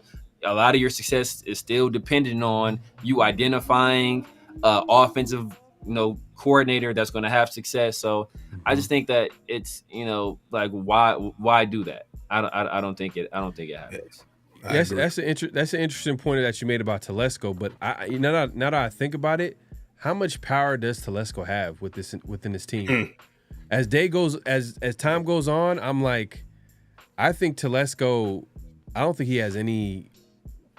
Maybe we all know that he's in charge of bringing in players to the team, but with Tom Brady coming into the fold, man, and with AP already being hired as the head coach before Telesco got there, you can't forget about that. Yeah. Kind of tells me that, like, hey, he knows what the deal is. Like, this is his second stint as a GM. GMs usually go away and don't come back after their first stint. They ever had a first stint and they were fired. They don't necessarily get rehired. That's why the Raiders hiring Telesco was such a surprise. So he probably knows what the deal is, and he doesn't have a lot of options other than going back into the front office, being a high-ranking scout or whatever the case may be. So I think you gotta think about, like, how much power does Telesco have? Like maybe I don't know. It's kind of interesting to think about, because if it's such a situation where they get rid of AP as a head coach and they have to pick another coach, are the Raiders really going to trust Telesco, whose track record in picking head coaches is pretty bad. It's pretty terrible. From the Brandon Staley's to I think Anthony it was Lynn, Anthony Lynn. You know what I mean? Yeah. We kind of took that decision out of his hands with hiring AP, but we'll see, man. We'll see how it shakes out, man. Deion Sanders, Shedeur, this is gonna be interesting, man. It's gonna be interesting. No, very, very interesting. Yeah, man. But hey, look, but Shedeur, do you see Shedeur going in the top 5? Yeah. Top 5. Number 1, I don't think number 1 necessarily, especially if the Jaguars stay at that 1. That they'll end up getting Travis Hunter right there. Hunter. Yeah. He'll be number 1 overall. He's the guy. He's a Swiss Army knife. He can pretty much play everywhere on the field, anywhere on the field, whether it's offense or defense. But Shedeur, barring any kind of other positions like a left tackle or anything else, he's looking at maybe like top 3 or even up to 5. That's my guess.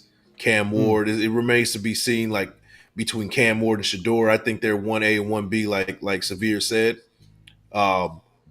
And a good combine, pro days, and things like that will kind of weed things out. But if I had to guess, he's a top 5 pick. Okay, top 5 pick. I mean, I guess that's a perfect segue, man. It's that time, man. It's extra point, and this week's extra point is a breakdown of Shedeur Sanders. Just a second so I can set this up and put it on the screen. If you haven't already, make sure to click in, hit that like button, hit that subscribe button, hit that notification bell. This is courtesy of East Coast Gridiron. East Coast Gridiron. That's our guy right there, man. Yeah, shout out to him for the clip. Stuff.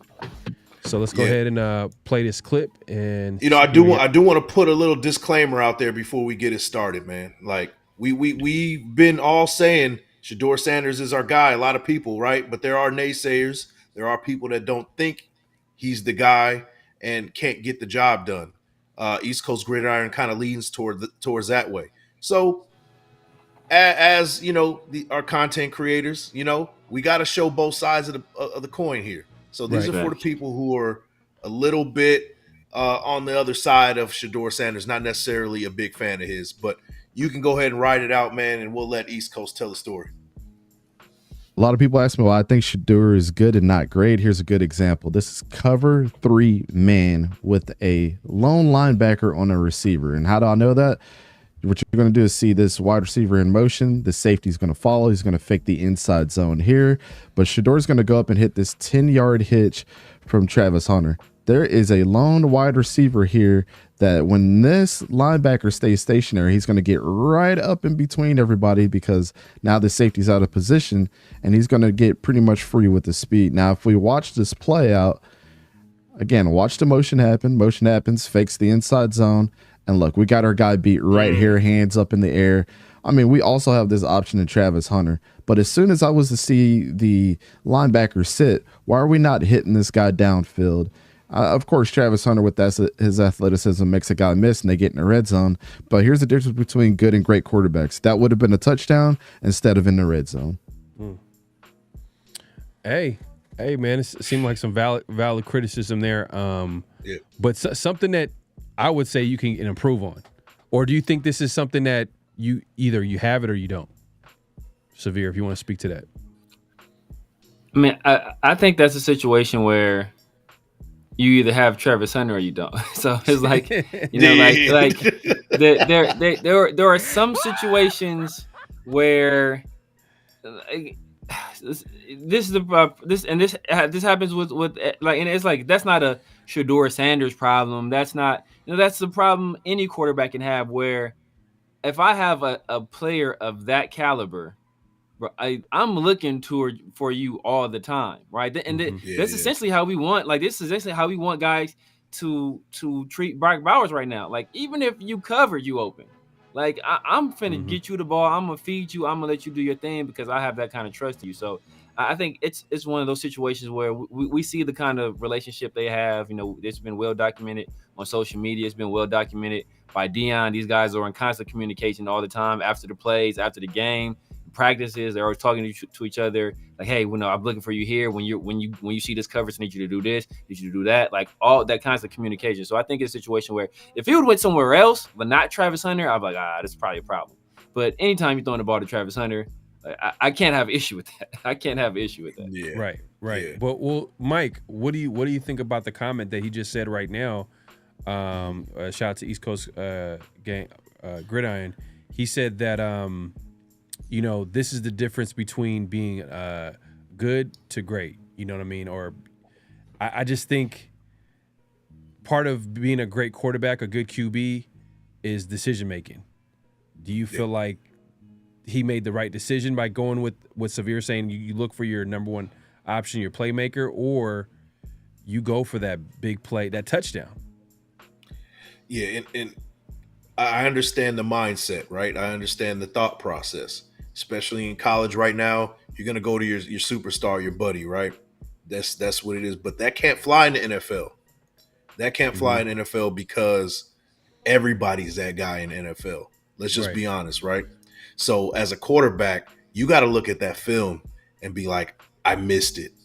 Yeah, I missed that, And there's nothing wrong with missing sometimes. It happens to the best of the quarterbacks. You can look at any film of any quarterback and be like, oh, he missed it right here. Even Patrick Mahomes misses him. Even Brady missed him, when he played, So I look at one play and I'm like, okay, yeah, you missed it. You still made a good throw. You still made a good throw to your superstar wide receiver. Now, yeah, if you could go back, you would go for that bomb. And maybe in the NFL, he loses that bias because he knows he has to find the right guy. He has to find the open guy. And that's my hope, that if he does become a Raider, he's looking at film and not just stuck on one guy. He's looking at an open guy. Now, if he grows that rapport with a Brock Bowers, then that might be something special because Brock Bowers is always open. Right. I mean, let's Right. just be honest. The man's always open, and that would be a special combination. But you would also hope that he finds the right guy. He finds a Trey Tucker in that situation, which will probably be a Trey Tucker in that similar situation. You find Trey Tucker streaking down the field for a touchdown.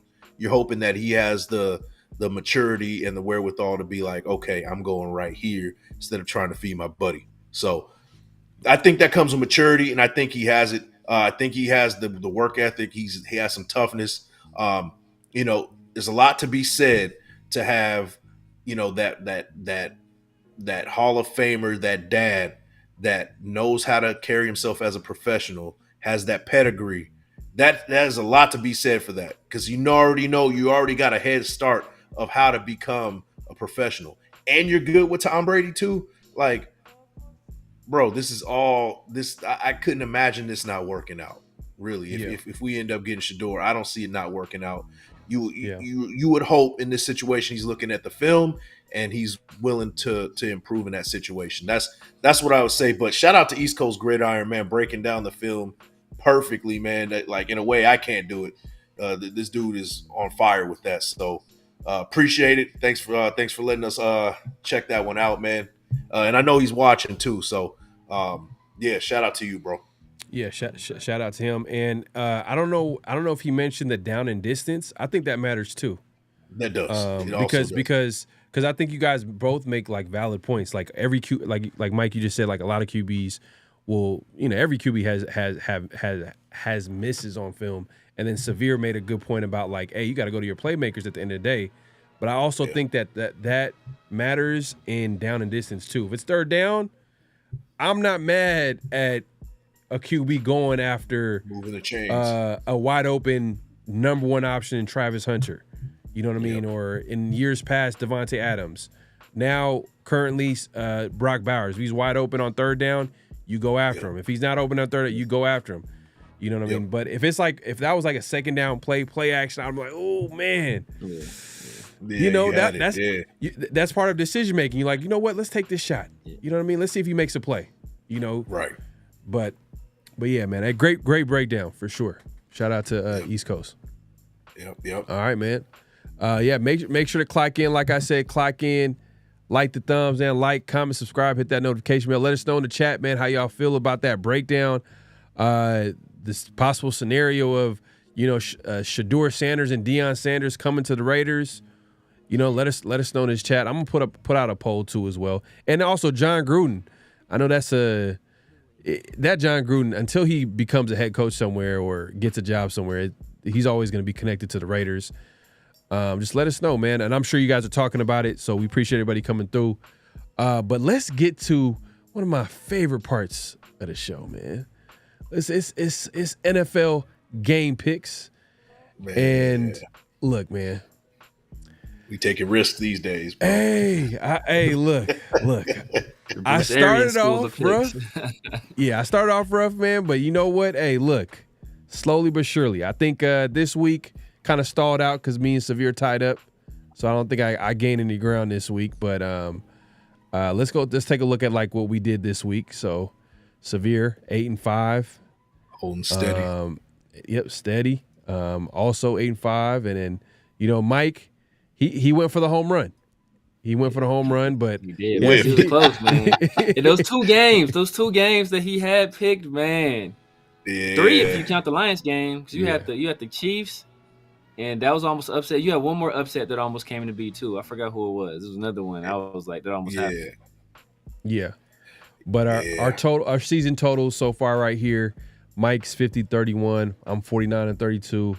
Severe is holding it down, man, 55-26. So, hey, still 8 weeks to go. 8 weeks to go, 8 games. I mean, not 8 games, but 8 weeks of NFL game picks. So we still have a chance. I still want to get it. I'm still holding out that I'm gonna get my hat, man. I'm still holding out. That's all I'm gonna say. But let's get into this week's game picks. Let's get into this week's game picks. I'm gonna go ahead and put this on the screen here. Let's see here. Here we go. All right. Oh, my bad. It's out the screen. All right, so here we go. Okay, so first game on the right here on here is Packers and Bears. Mike, who you got? My gut tells me the Bears can pull off this upset. I know they just got rid of the OC over there, kind of bring some new life, especially Caleb Williams. You know, you got the young rookie. You kind of have to protect him a little bit or unleash him, depending on what the situation was with the OC. But I just think the Packers. I gotta go with my actual brain here, and I have to roll with the Packers here, man. No upset with this one? Come on, Mike. No, not this one. Not this one. I gotta pick strategically, man. Bear trying to set you up for failure. Nah, not that one. We're not doing that Hey, one. man. I'm trying to get this hat, man. I'm trying to get this hat by any means. Yeah, go ahead and pick that upset, bro. I'm one game. I think I'm one game behind Mike too. I'm 49-30. So man, it's getting competitive out here, but you got the Packers, man. I'm with you too, man. Packers, better quarterback, better team. Bears right now, they just fired their offensive coordinator. There's some turmoil going on with the team. You know, Caleb Williams and the veterans on the team are not really getting along, it seems like, which means I'm picking the Packers. Severe, who you got? I could definitely see the Bears winning this game, actually, getting that interim it's in Chicago. boost. But I'm going with the Packers. I ain't going with the Packers. Same thing, bro. Like, we understand. I'm going with the Packers, man. You know, if the report hadn't come out of the people wanting Caleb benched, I might have picked the Bears. But after that came out, I don't see Caleb Williams. He's not a very mentally tough person. So he's not the kind of person I see going out there. But I'm about to prove all of them wrong. He's Packers. All right. Well, Jaguars, Lions, Mike. Lions are on fire right now, man. You got to go Lions here. Yeah, it's an easy pick, but you never know, man. You know, any given Sunday, but I got the Lions. Yeah, you got the Lions too, man. I want the Jaguars to win, even though I don't think they'll pick a quarterback. I want them to win because they're ahead of us in the draft order. But Lions. Yeah. Hey, man, Raiders and Dolphins. Yes, sir. Who you got, Mike? Man. So 20 targets between the two tight ends. Like I said, I need to see the offense revamped, retooled. We got to see some life in that offense. But regardless, I don't think the Raiders got enough here. Early game against a tough offense. I got the Dolphins winning this one. I got the Raiders, man.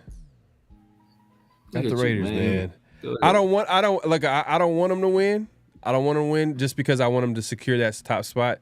But for some reason, this coming off a bye, players got some things off the chest, new offensive coordinator, Michael Mayer coming back.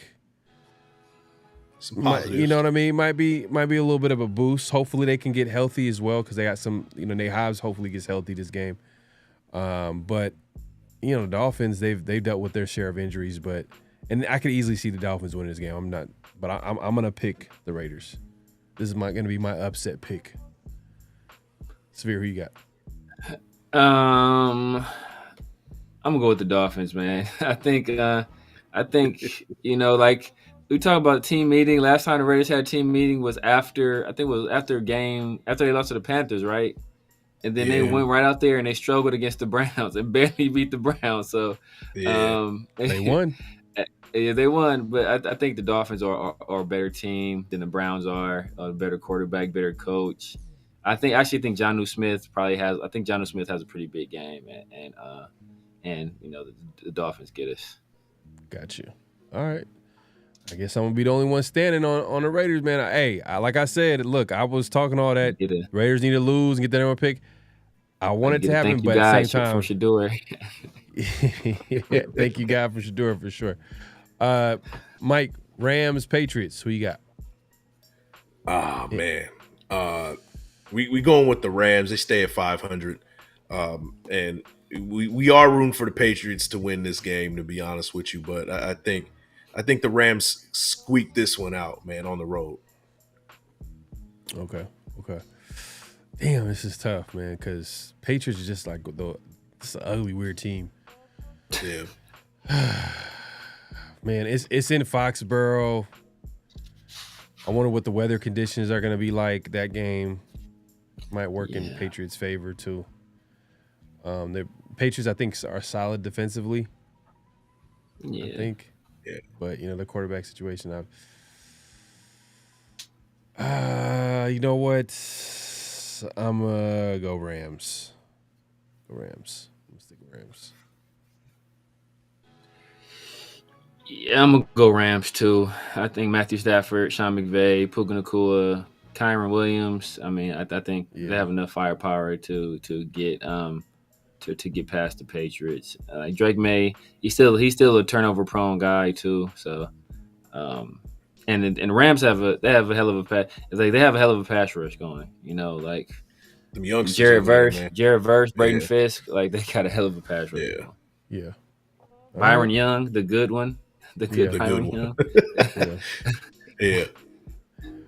Brown Saints. What you got? Oh, hey, I got- Byron Young. Not to cut you off, Mike. He's with the Patriots, right?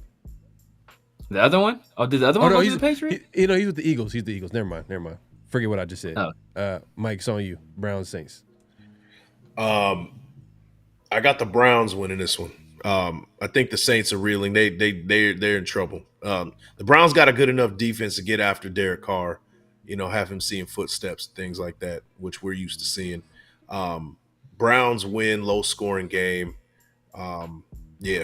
Upset, kind of an upset. Yeah, this could go either way. Yeah. Go either way. Return of Jameis Winston. You know what I mean? He was the former backup QB. Started some games for the Saints. Probably didn't even get a fair shot at that quarterback spot too, as well. You can argue that. True. Man. You know what? I'm gonna go Browns too. Go Browns. Who you got? Yeah, man. I think the Saints. I think they shot their load last week. I think they are. They need to pop a Shay. They need the blue chew. They need to something because I don't think they're gonna be able to get up for this game. The Browns have a really good defense. I think Jameis Winston is good enough at quarterback. Both teams have serious lack of skill position players outside of running back. The Saints got Kamara, the Browns got Chubb, but I think the Browns. The Saints just lost Lattimore too, and I think they're for the most part they're checked out. So I'm gonna go with the Browns. Man, you said Chubb and blow your load in the same thought process, bro. That is wild to me, bro.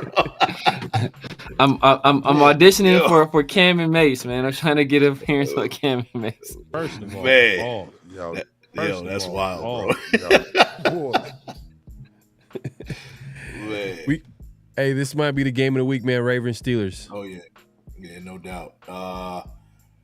You know what I think? I think Lamar Jackson solidifies his MVP, his third MVP in this game. Man, I got the Ravens winning this one. Lamar Jackson with a big game. Okay, man.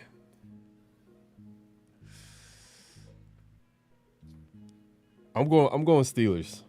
I'm going Steelers.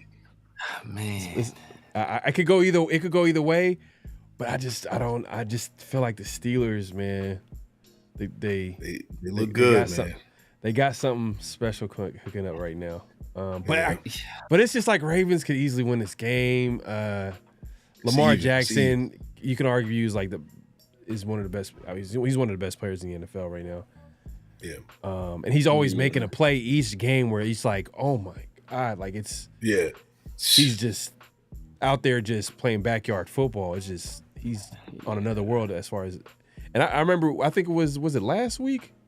Me and Severe, I think it might have been Severe. I think I sent you a clip of that run he had where he was rolling right and he was just on the sideline. He top right. Yeah. I was like, oh, how did you make that happen? He made something out of nothing. It's crazy. Yeah. But I'll go with Steelers. I guess this is gonna be my upset pick then. But they're at home. Man. They're at home too. But it's like I don't know, man. Yeah, man. I feel bad picking against the Ravens because it's like, damn, they're a good team. Like, yeah, man. I feel bad picking against the Ravens too, but I think I'm gonna go with the Steelers as well. It's just because the Ravens have traditionally struggled against the Steelers, especially at Pittsburgh. For some reason, Lamar has not been able to get over this hump, and I think the Ravens are the better team. But I don't know, man. It's something about the Steelers right now, man. I think they're playing with a lot of confidence. I think the offense is rolling. The Ravens have struggled mightily covering the pass. And I think George Pickens could go crazy that day. Mm-hmm. I think Deontay Johnson gonna go for like 500 yards and possibly. Deontay Johnson about to have the game of his life. They said Mike Tomlin ain't even looking at him. Exactly. It's like, yeah. That's funny. So, but yeah, I'm roll with the Steelers too. All right, Steelers. All right, Vikings, Titans. Mike, who you got? Oh man, you know what? I'm picking upset here, man. I need it. I got Titans beating the Vikings in Tennessee. Super upset. Probably upset of the year right here. Titans win by a field goal.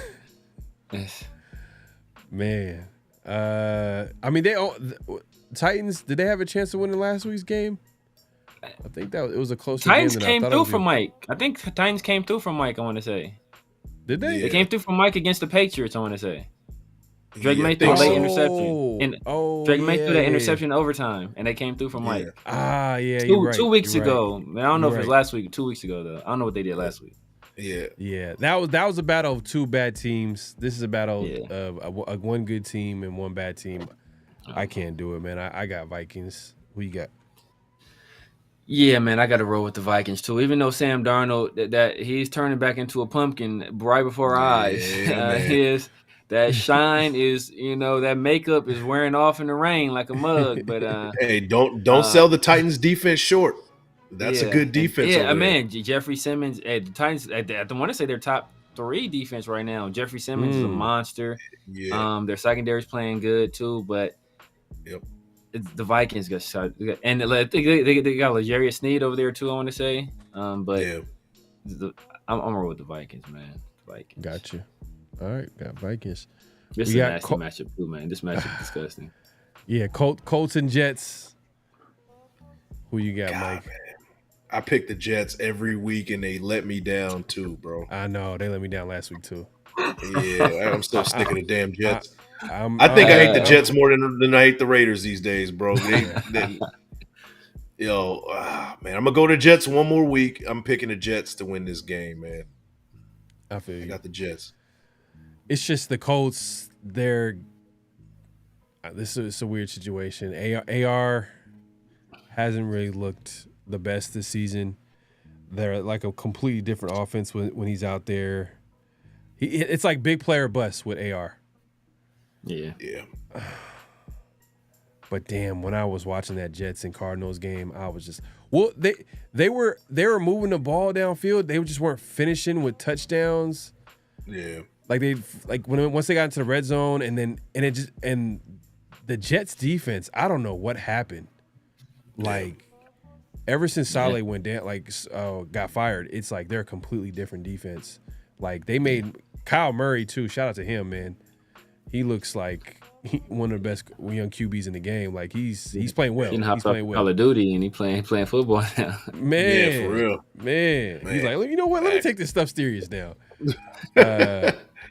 Shout out to Michael Vick because I remember he had a crazy comment during the interview where he's like, he basically showed up to games. Like he didn't really study game film until he got to the Eagles.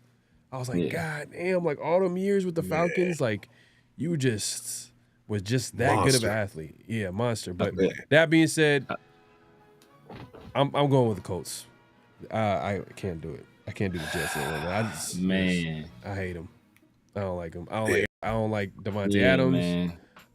Me neither. Yeah, I'm on that same type of time. I do not like Aaron Rodgers. I do not like Devontae Adams. That's his nickname. Devontae Adams. Only person I like over there is Garrett Wilson, man. Hopefully he can get away from that team. I'm a roll. Man, I'm a roll with the coach too. I think that Anthony Richardson. I think he just runs a lot. I think he does. He runs for like 150 yards, bro. Yeah. And throws for like 88 and a touchdown, and runs for like 150 and a touchdown, and Jonathan Taylor does his thing, and they pull out a win. Is Taylor back? Because I know he was hurt for a minute. So he played last week. He played last week. Okay, then that's big. Yeah. That's big. So yeah. That helps. That helps for sure, man. But it is in New Jersey, MetLife Stadium. Yeah. So but forget the Jets, man. Falcons, Broncos. Who you got, Mike? Michael Penix Jr. might be the game debut right here. It might be. Yeah. It's gonna be a tough debut though. I'll be honest with you. It is. Broncos got a defense. Yeah, going to Denver first game, starting. That Falcons offense is rolling. I think they're rolling at the right time. I'm going with the Falcons here in a close one.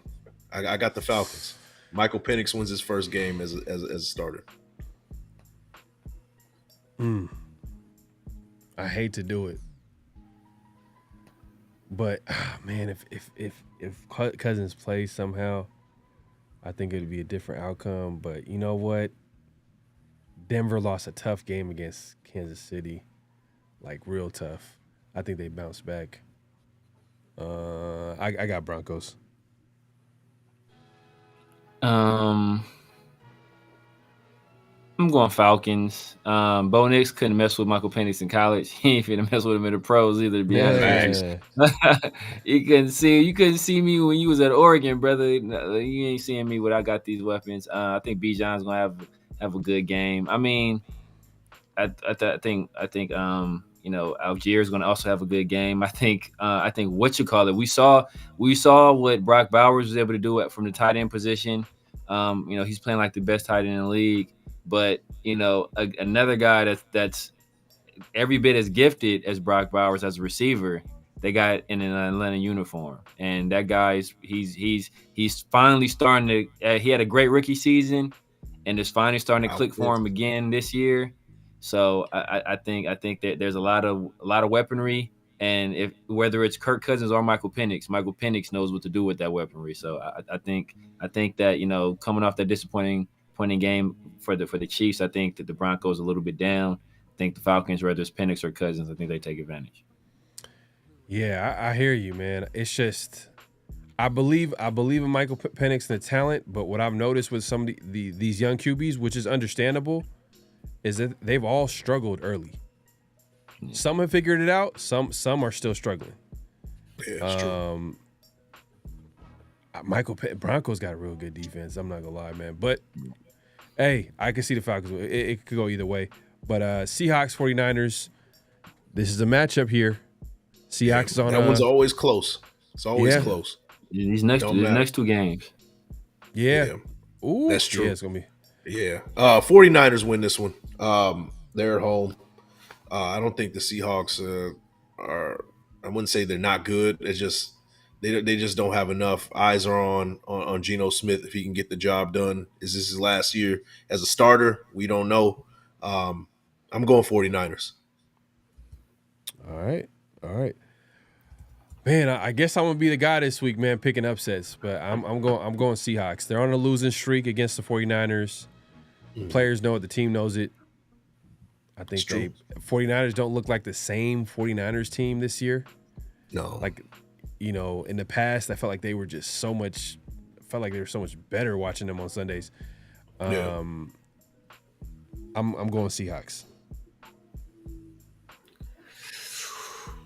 Ooh, I'm gonna go 49ers. They tried their hardest to give that game away to the Buccaneers. I think Mike picked the Buccaneers last week too. I think that was the other game. That was the other game Mike picked where he almost had that one.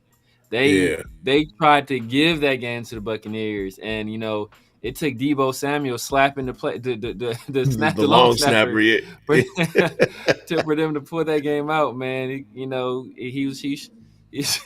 but I can't say it because we on YouTube. But I can't say what they say Deebo Samuel outfit looked like. Yeah.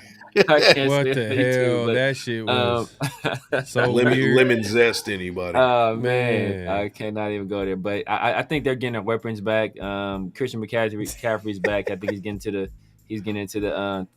swing of the offense. I think Ricky Purcell is kind of getting into the flow. Debo Samuel is back healthy. Brock Purdy I think he threw for like 350 last week. So I think the George 49ers. I think that George Kittle. I think they have enough to pull it out. Man, this might be this. You can argue this game might be the game of the week, possibly. Who knows? Yeah. Chiefs and Bills. Who you got, Mike? Man, Bills in the streak. Man. I'm with you. Yeah, Bills beat the Chiefs. Josh Allen has the game of his career. People are going to be talking about him in that MVP race. Not going to win it, but he'll be in the MVP race when this is all said and done. I got the Bills with an upset final drive versus the Chiefs. Yeah. Chiefs are getting healthier, but they lost their kicker for the season, or he's on. That's or gonna at least matter. he's on injury reserve, so that might be the difference in this game, possibly. Yep. Chiefs haven't really been dominating. I mean, I know they're not 9-0, but it hasn't been a dominating 9-0. But they're getting healthy at the right time. But I'm going Bills. I don't think they're going to go 10-0. I don't think they're going to go undefeated.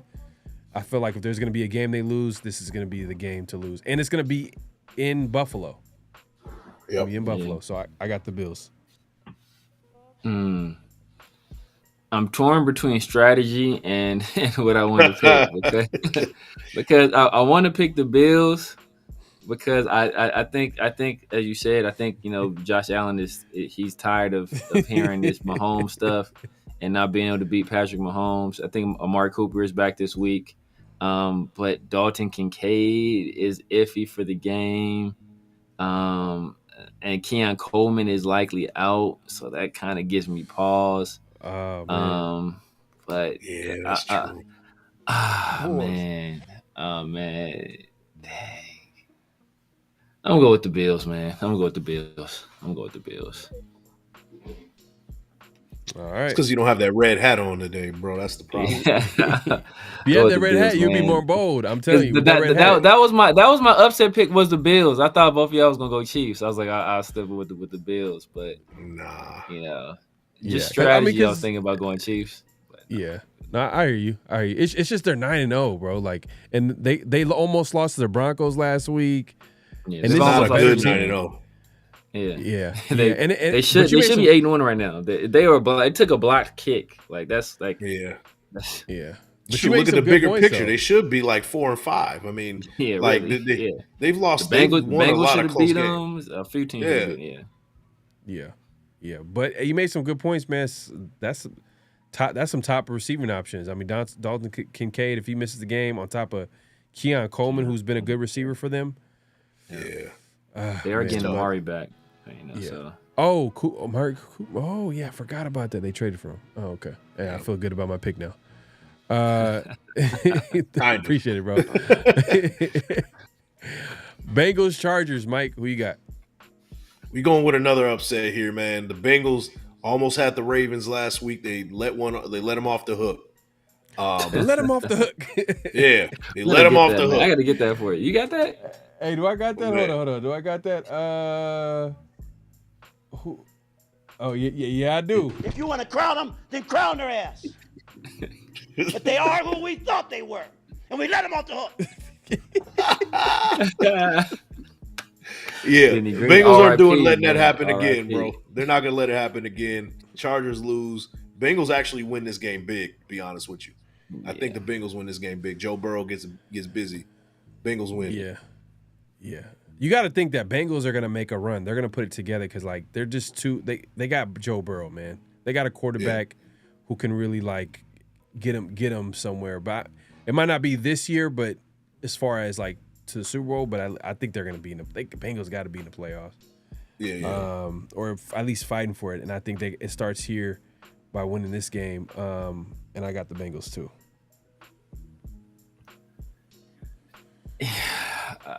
I'm going with the Bengals as well. Like this is one of those games where you got to throw the records out the window. The Bengals have lost some heartbreaking games.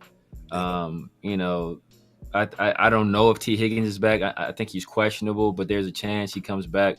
Jamar Chase is coming off of a crazy game that he had, and I think that Joe Burrow, despite everything, Joe Burrow has been playing some damn good football. So I'm gonna roll with the Bengals as well. And I just hate the Chargers. I just don't like. Yeah, I hate the Chargers too. I don't like anything about them. I didn't like Harbaugh before. I hate him even more now. He's a Charger. I know. Yeah, facts. I know. I think we can all agree on this last one right here, but I'm just gonna let it play out. Mike, who you got? Texans, Cowboys. Oh man, yes. This game gets McCarthy fired. Texans win. Big. Yeah. Who you got? I'm picking the Texans, so I'm gonna leave it at that. So who you got? I'm picking the Texans as well. They should have won last week. There were some miscues. Like, I mean, C.J. Stroud had a Tank Dell wide open at one point in the end zone. He threw the ball late. He got picked over the middle. I thought Nico Collins was going to be back last week. I think they held him out for precautionary measures. I'm pretty sure he'll be back this week. I got C.J. Stroud. I'm sure he's pissed about that last game they lost, like mad, blamed himself after the game. He's been talking about it. I think he rights the ship, and I think they prove who the best team in the state of Texas is, and it is the Houston Texans. Yep, facts, man. So that wraps it up, man. Game picks. I know. Hey, look, I have a good feeling, man. I feel like I'm gonna wait till next week, but I don't know, man. I'm going undefeated. I don't know about y'all, man. Yeah, you going undefeated? Okay, all right. Hey, look, you see, as the week goes on, as it gets more competitive, I'm telling you, man. I already know, man. Someone's I already sent y'all the message to IG. Y'all can make y'all selection from there, man. Got jokes, man. Hey, man, it's been a great show. We appreciate everybody coming through. Make sure to clock out at this point. Like the thumbs. Like, comment, subscribe, hit that notification bell. All that good stuff. Severe, man, let the people know where they can find you, all that good stuff, and what to look forward to. You guys know what it is, man. At the Severe Raider, YouTube, IG, Snapchat, TikTok, X, all that good stuff. Catch me every Friday night around the Shield with my brothers, PharoahNFL and Big Mike Raider. Also Tuesday nights, we do the 50-50 show. Also collabing with 805 and Chris from Protect the Shield. Chris been jet setting, man. He been on a cruise, so that's why we haven't been doing this show, bro. He sent me a picture. That dude was like in Cuba living his best life, man. He was been all over the world. So what did they say? What did they say when teams get kicked out of the NBA playoffs? Oh, 1, 2, 3 Cancun. Yeah. Exactly. This dude got his feet out in November, man. That's wild, bro. That's hilarious. This season is a wrap, man. So he's been doing his thing, man. So he's gonna come back. I think he said he's back Monday, so he should be rested, relaxed, and ready to talk some stuff, man. So it's being on the lookout for that. I'm also trying to find a day to do my own thing, man. I did the Luke Getsy live after that firing. Got some positive feedback from that, so looking to do some more of that stuff. But you guys always know where to catch me, man. Tuesdays or Fridays for sure. Make sure y'all catch some merch too. Let me cop some of that merch too. The link will be in the chat, and it's also in my description. There you go, Mike. Man, let the people know where they can find you and what to look forward to. Yeah, so Big Mike Raider, YouTube, IG, X. Had some real life situations go on for the last couple of weeks, but we're back. We're starting on Wednesday with the Big Elite podcast. That means Elite's back in the building too. So we're going to have that going. And if I can make it happen, I'm trying to get a Saturday show this coming Saturday. So hopefully if I can get some things right, you'll see me on Saturday right before the game. Wake Up with Wasted and Big Mike on Sunday mornings. We'll be in business. So yeah, man, that's what to look forward to. And, of course, right here around the Shield with my guys on Fridays, man. Yeah. Hey, man. Hey, pretty much, man. Around the Shield every Fridays. We drop episodes. Sometimes it's a pre-record. Sometimes we're live. But you make sure to hit the notification bell so it'll be notified and let you know when we go live and all that good stuff. And like Severe said, man, we do the 50-50 show every Tuesday evenings, nights. And, yeah, man. We'll see what happens this week, man. Like we kind of, I think the main focus here is that we just want to see a little bit of progression with some of the younger players. We want to see a youth movement. We want to see some level of improvement on things that were a weakness early on in the season. The Raiders are coming off a bye. It's going to be interesting to see what Scott Turner does with this offense. I picked him. I was the only one to pick him. Yeah, you did. Yeah, man. And this happened I feel like this happened one other time where the Ravens and they got the W. So they did. We'll see what happens this weekend. We might. Okay. I don't want them to win, but yeah. But might yeah, be on man. to something, bro. But yeah, also check out the 50-50 shop, man. We got some Raider gear, 50-50 gear, all that good stuff. Definitely go over there and check us out. And the link will be in the chat, the bio. Also, Around the Shield on social media, mostly on X and IG. So definitely check that out. You get Raider updates, clips of the show, all that good stuff, man. Definitely check us out and follow us there. But yeah, man, I think that should be it, man. Hey, look, on the way out, man, if you haven't already, clock out, like the thumbs, like, comment, subscribe, hit that notification bell. Any last thoughts before we head out? Hey, I got one final message for y'all, man. Just so can y'all see that right there? This dude got jokes. Get out of here. A-frame snapbacks, man. That's I'm gonna put it out there. I'm just put it out 7 there. and 5/8, man. That's what I'm saying, man. There you go. All right, y'all. We'll see y'all next week, man. All right. Peace. Just win, baby. Hello? You play to win the game. You don't play to just play it.